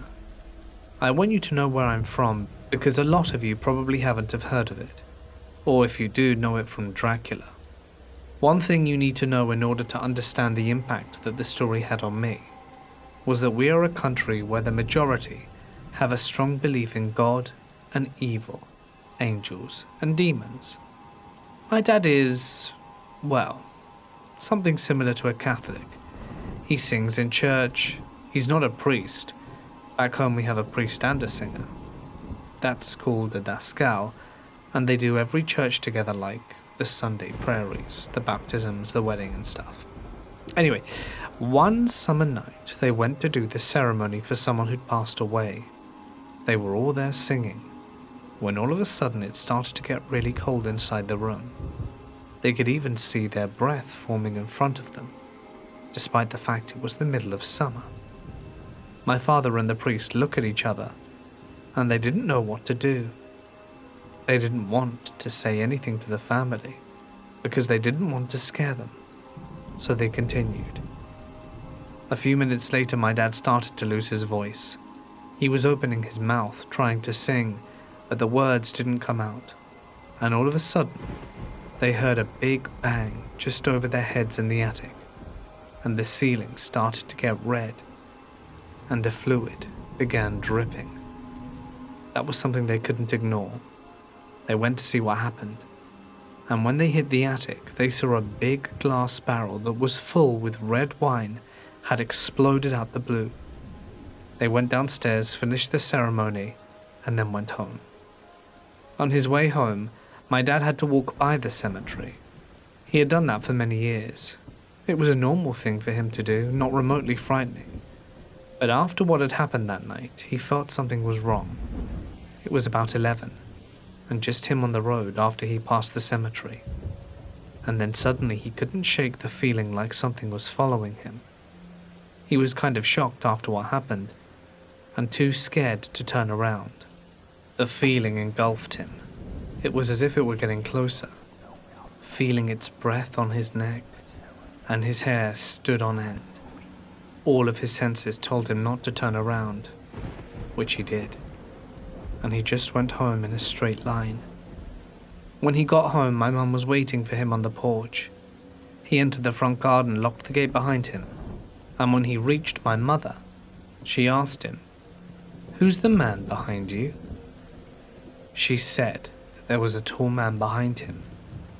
The next morning, when they wake up, they found the front gates open. My dad always said to me that the devil always tries to scare you and get the ones with a strong belief in God.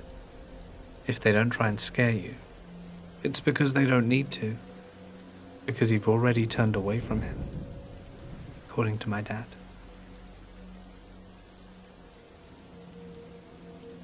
This happened a few months ago. I'm a 23-year-old female, and I finally bought a car for myself. I love driving around and listening to music alone or with my siblings. This very night it was around 7 p.m, winter time, and I took my two siblings, 18-year-old female and 13-year-old male, out for a drive after their consistent pleading because they were bored.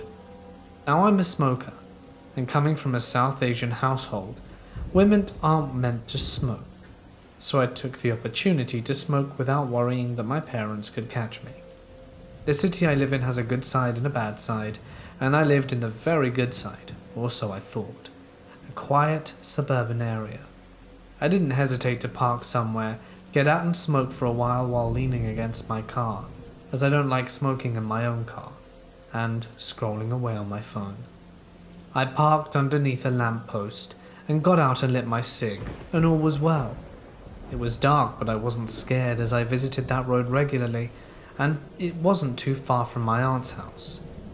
As I lit up, I looked up from my phone and looked around to see a man walk out of the shadows from a bush. I didn't think anything of it. I see people going for walks all the time around here. He was at least 6'4", was on the opposite sidewalk, and I assumed he was just going to carry on walking, so I carried on looking at my phone, until I look up to see him just standing there, fully facing me and watching me.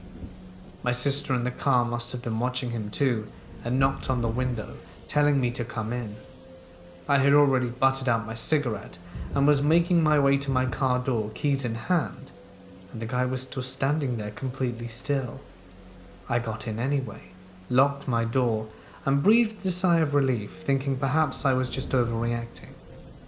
I put my key in the ignition, and I turned to see where the guy was, and I see that he's now behind my car, taking pictures of my car and my registration number. I rolled my window down the tiniest bit, and I could see his face a little clearer.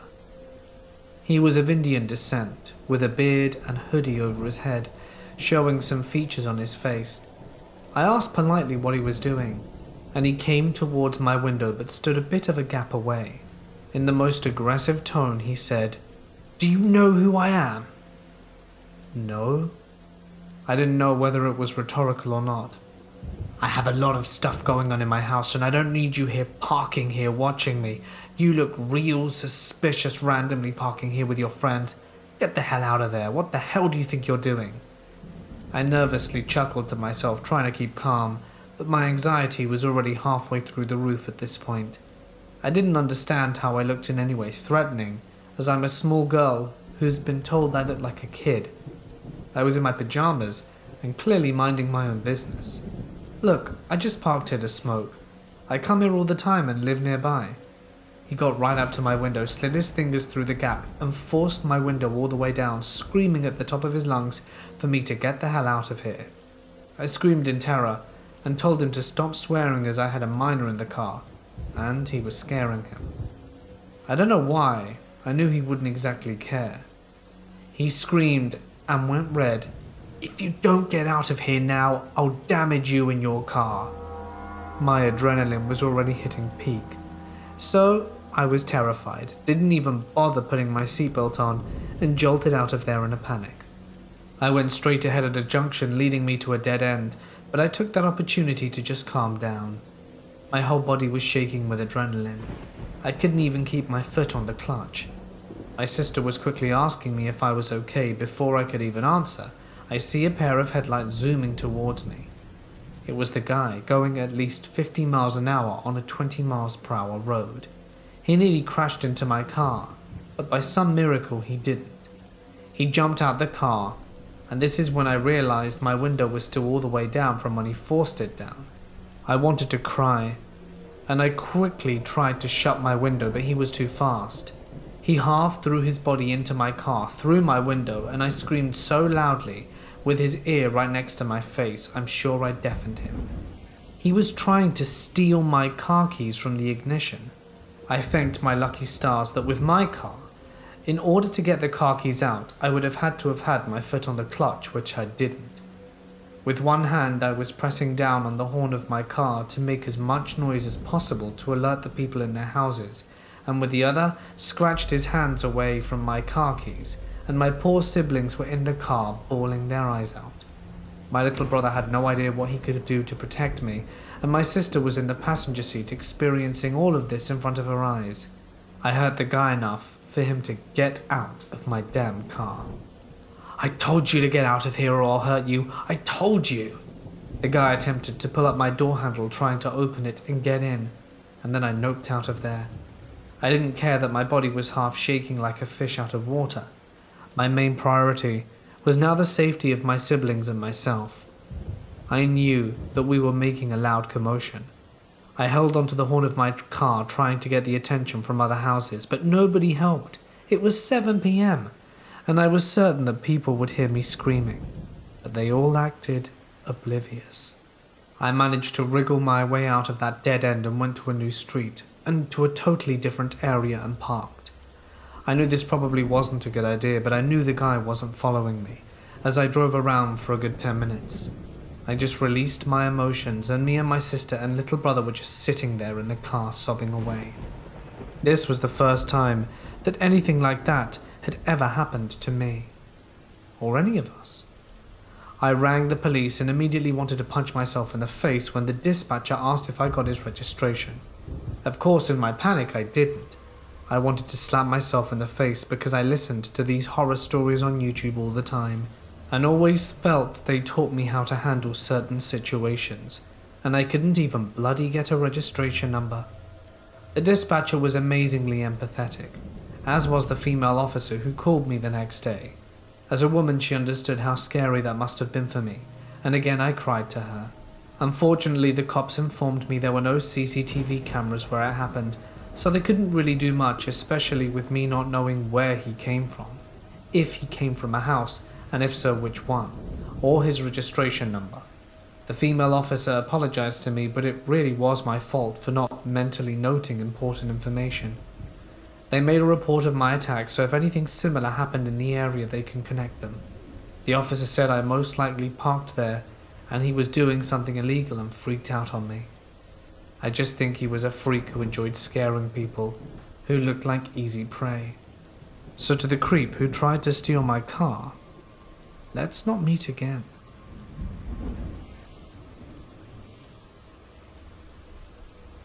A couple of buddies and I were driving to hockey practice one morning, and this lady in all white started crossing the street, as we were getting to the green light. Initially I was angry. She got halfway right as we were getting to the light, resulting in me slamming on my brakes, and literally right after I slammed on my brakes, a truck ran the red light. We would have T-boned and probably been killed if we hadn't have stopped.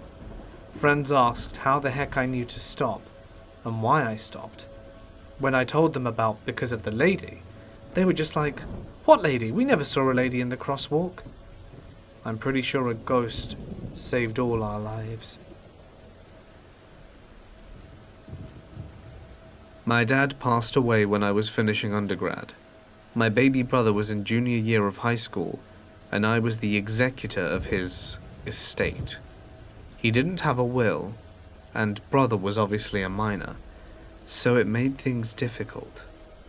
So one night I go to this old bookstore called Vaughn's that he loved to get a quote for his Stephen King collection.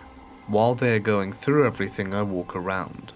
There's a basement chock full of books, and I walk down there, and there's no one else around. It must have been about 8:30 or so, and when I enter, a book falls off the shelf. Immediately I feel a presence, but also this invisible sort of trail that I'm trying to follow. So I walk through the rows, thinking and just follow this trail until it leads to the sci-fi section. Here I get an overwhelming reassurance that my dad is in front of me. So I'm standing there and say to myself, okay, I'm open, receptive, let me hear. Forget the house. It blows me away. I've not even thought about the house of his that my brothers and I are trying to get baby bro through school in. So I have this little back and forth with myself about how I'm not going to quit and fight, yada yada. So I walk along and go to where the book fell, where I first entered the basement, and I pick it up. It's a book titled Teaching Your Children to Live Without You. That was it. It sent chills down my spine. I go upstairs, grab his books, say thank you and leave. When I get home, I open the mailbox and there's a letter from the bank demanding the full outstanding mortgage in 30 days. The sheriff came after the 30 days had elapsed and kicked my 17-year-old brother out, called him a low-down piece of crap, and then they sold it and made $130K. And it took me 3 years of being my own lawyer to sue the city to claim the estate equity in the property.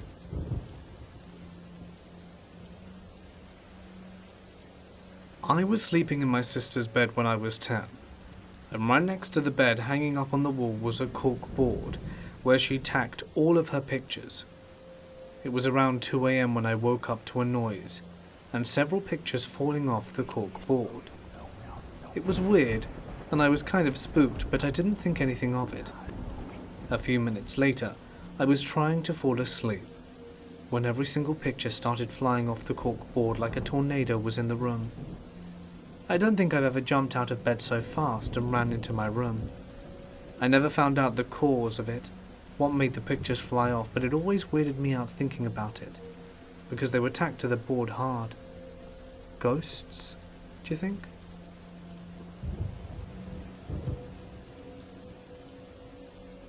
I had an apartment in grad school that was set up in a way that you walk into the living room from the main door, and there's a door to the dining room and kitchen, and then a hallway to the bedroom and bathroom in the back. Only the person sitting in the chair by that door from the living room to the kitchen could see into the rest of the apartment. So one afternoon I had a friend from work over, and she brought her friend Hannah with her. My friend and I were on the couch, and Hannah was in the chair that could see into the rest of the apartment. We had a good visit, with nothing remarkable to note. A few days later, I saw my friend at work. She had a weird look on her face, and she walked up and said, "Hannah said the weirdest thing when we left your apartment the other day. She said Sammy's roommate must be horrible." Apparently, she saw a young woman walk out the bedroom and into the kitchen, get a glass from the cupboard, fill it with water, then take a drink, rinse it, dry it, and put it away, while glaring at Hannah the entire time. Then she walked back into the bedroom. This is weird, because I lived alone. A few months later, my best friend and I were watching a movie in the living room, and I decided to go to bed a little earlier than her. When I left her, she was laying on the couch with my dog. About 5 minutes later, I heard my dog growling ferociously for a few minutes. It didn't seem out of the ordinary because my dog had a habit of growling at people that walked on the sidewalk in front of my house. Several more months go by, and I had since moved into a new home. The first time my best friend visited me, she said, "Thank God you're not in that apartment so I can tell you what I saw." That night, she stayed at my house and heard the dog barking. She experienced something. She went on to tell me that she was on the couch with the dog, and then out of nowhere she jumped off the chair and went to the opposite side of the living room and started growling in her direction.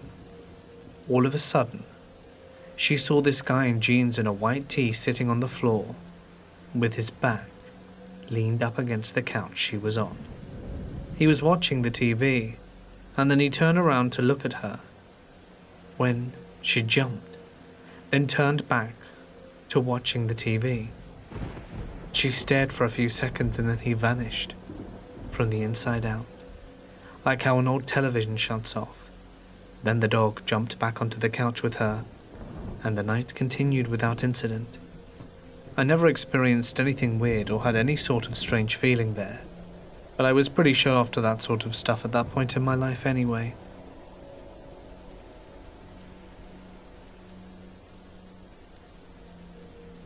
I'm a 20-year-old female, and I was on my way home from work 9 months ago, just cruising by, passing in the left lane like you're supposed to. There was this white Buick just chilling in the left lane, and I get a little close to his butt, because, you know, he's going slow in the fast lane. And then this man starts brake checking me multiple times. Then a red light comes up, and he gets over to the right lane and rolls his window down. It was a nice day, and I had mine down too. He's glaring at me and I'm like, "What? You ride in the right and pass in the left?" And he goes, "I was in the right, you stupid idiot." Apparently this middle-aged man didn't know his left from right, and after a second of arguing, the man pulls out into the middle of the intersection and makes a U-turn and is facing the grassy median and facing me with his camera pointed at me, still hollering. The lights turn green and I take off to get away from him. He turns around and follows. I go and get onto 2 different highways, going about 90, safely avoiding people, and then I go back to the suburb, because now that he's following me, I'm about to start leading him back to work, because I wasn't going to lead him to my house. and my boyfriend was at work, so I knew I had people there to protect me. The light I wanted to turn right at was busy, so I cut through a gas station and turned right, barely stopping, still being cautious of the others around me, and this man still follows and my attempts to get away from him. At this point I'm fed up with him and want him to follow me back to work so I can kick his ass. I get back to the road we were on and got into the left lane, and the light was red. Instead of following me, he stays in the straight lane with his phone out at the window pointing at my car. At that point he stopped following me. Must have been too far out his way. But the two highways and turnarounds weren't. I hope he calls the cops, as my car is registered to a retired cop. And then on top of it, I know for a fact that the red light he ran at the beginning has light cameras. So I hope he got popped for that and has to pay the fine. I believe he did all of this because I drove a 2012 Ford Mustang, and people around here just don't like muscle car owners for some reason.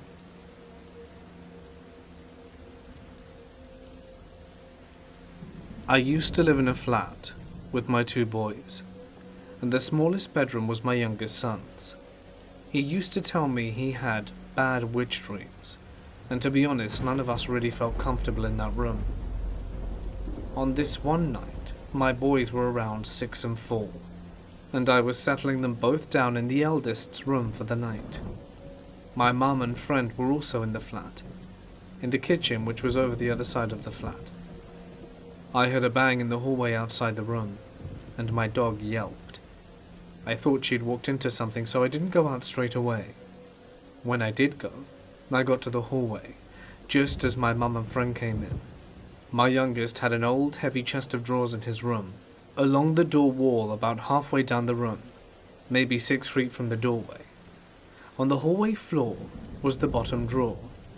I assumed it had hit or surprised my dog, which is why she yelped.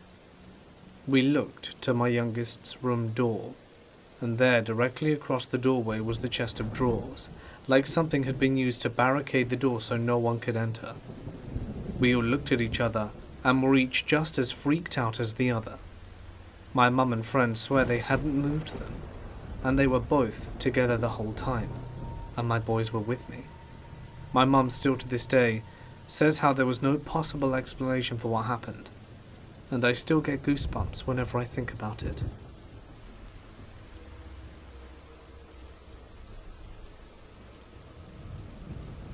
One night I woke up to something settling over my face. Initially I thought it was my bed covers, but then I realized it all felt wrong and reached up and grabbed the cloth and threw it. I reached over to turn on my bedside light and froze because of what I saw. All of my clothes, which previously had been folded neatly in a basket, were now stacked atop of me, neck to toe.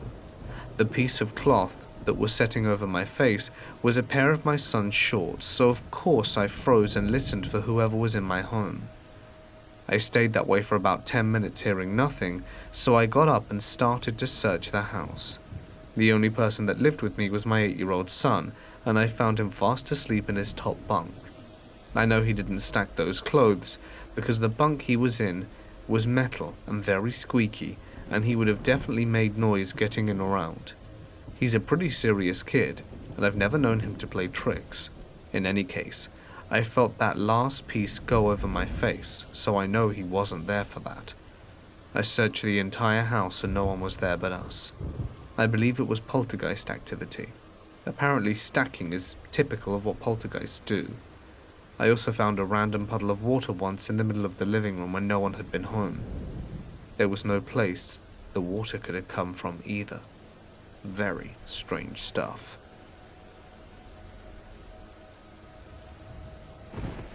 My friend is a military man, and his family owns a house in a rural area in the Philippines.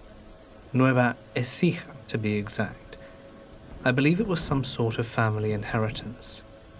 The area around the house had been subject to treasure hunters, in search for the infamous and often disputed Yamashita's gold. They decided to put a stop to the digging by going there for themselves to address the issue and also have a vacation at the same time. Their whole family went, from his dad, who was also from the military, to his mum and his 2 sisters. When they got there, their neighbors advised them to make sure they get inside their house by 5 p.m. without offering any explanation. They found that piece of advice quite odd, but they did so anyway, in case it had something to do with the local wildlife. They stayed in their respective rooms that night, but didn't get much rest because of the strange things that they saw. My friend was getting ready for bed when he noticed that outside the window across the field near the neighbor's property, there was a big dog-like creature. He went to the window to get a better look, and he saw this beast that was besides the neighbor's Volkswagen Beetle. What took him aback was that this dog was as big as the car. Then something else caught his eye, a large head sticking out above a line of coconut trees being illuminated by the moonlight, staring right at him, possibly a Capri. He quickly closed the window and decided to stay in bed, not knowing if he was seeing things or not.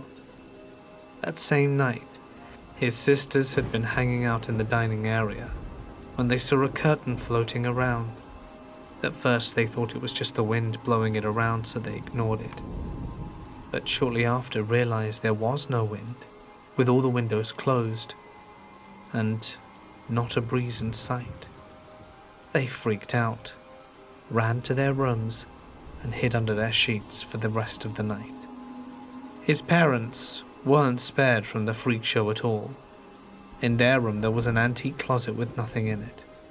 At random times during the night, it would swing open, making quite some noise, and after a while would just slam shut on its own.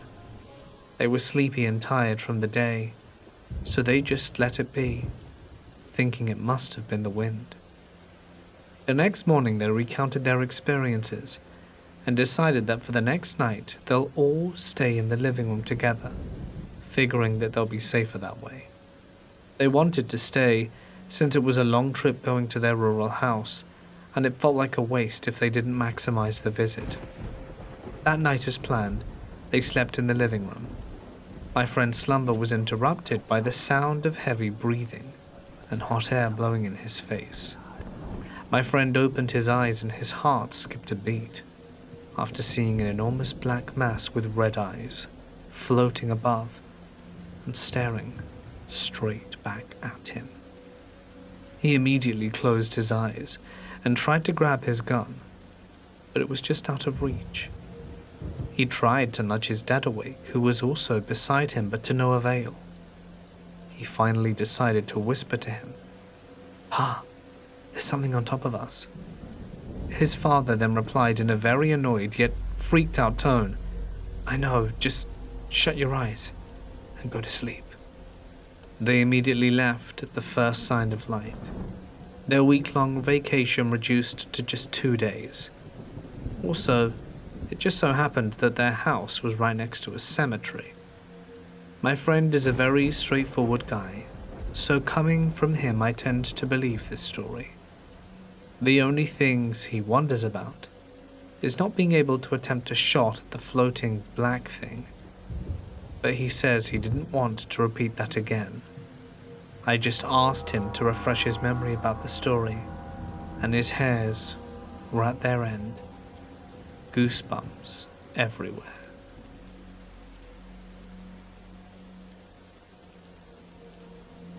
I was doing a paranormal investigation in the old jail in St. Augustine. This place is known to be the most haunted place in the entire city, as back in the day, the only people who got jailed there were rapists and murderers. A lot of them even had to build their own gallows and get hung from it. There was a total of 9 hangings there. So during this investigation we were given all the equipment we needed, recorder for EVPs, dowsing rods, etc., and I had a bunch of events happen to me that night. I was always one to be obsessed with the paranormal, and respected it fully, so I've always had this connection I felt. Our group was sitting at this long table in between all the cells, and we were asking the spirits questions. I remember the lead investigator asked, "Who do you want to talk to at this table?" No exaggeration. Every single one of the rods every person was holding all pointed to me at the exact same time. It blew my mind, and I got pretty excited rather than scared. Next thing is I went into the sheriff's office inside the jail. Him and his daughter lived there, and I asked the sheriff if he was still in the room with me, and to point my dowsing rod to where he was located. At this point, I was sitting in his office chair, and there was a guy watching cameras and saw an orb fly to the left of me after I asked that. Then all of a sudden, the rods both turned directly to my left. I also ended up having a conversation with his daughter in the room. I was completely by myself sitting on the floor of her room, asking her questions like, yes or no? Do you like my company? Do you want me to stay here and play with your toys? And every single question I asked her, she answered back with the dowsing rods. Cross them for yes, turn them away for no. And sure enough, they'd either cross or move away with no breeze, no movement, or anything. It was one of the strangest and coolest moments of my life.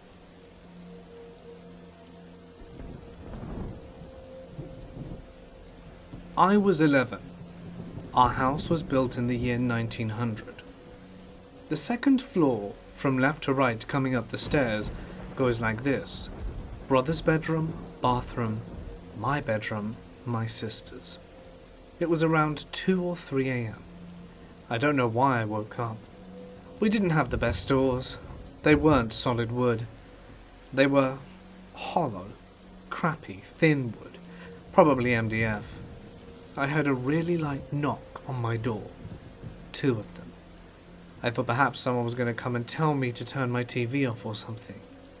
10 seconds later, 2 more knocks, a little louder. Then I heard it on my sister's room door, and then, just barely on my brother's as well, all within 10 seconds. This happened another 3 times, each getting louder, and I'm freaking the hell out at this point. It happens one more time. Sister's room to my left, brother's room across from mine, bathroom to my right, and then it pauses for about 30 seconds. I thought it over, but I'm still freaking out. Then on my door I hear boom, and my door shook. All throughout this, I heard no footsteps, no voices, nothing. I stayed awake staring at my door until sunrise. I was scared out of my mind and wanted to make sure I wasn't dreaming. To this day, I still have no idea what exactly happened.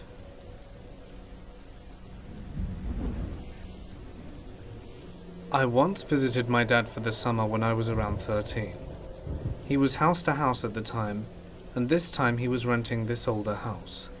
I felt uncomfortable in there, but I thought I was just being paranoid. I've always been a night owl and struggled with insomnia, and one night around 2 to 3 a.m. I'm sitting up watching South Park on my laptop. Great choice. My door is open, and I can't stop glancing into the kitchen and the dim oven light, when all of a sudden I hear the most uncomfortable, blood-curdling scream I've ever heard. It was a woman screaming, and it was loud. At this point I'm crapping myself, but my dad was always like, "Be a man, man up," type guy. So I shut my door and don't sleep till daylight. I never say anything to him, and about a year later I'm going to visit him again and I say, "Remember that house you lived in on such and such street? I heard ghost screams there." He turns white as a ghost. He says every day he would shower, pee, then go to work. Being a single man, the toilet seats were never put down. But every day without fail, he got home and the damn toilet seat was down. It never went down while he was home. He went as far as pulling over, opening up his camera roll and showing me the time-stamped pictures of his toilet seat up at 7 a.m. and down at 4 p.m. as he got home. He said the rooms he kept his firearms in would constantly be shut somehow, and remained extremely cool for Texas in the middle of summer.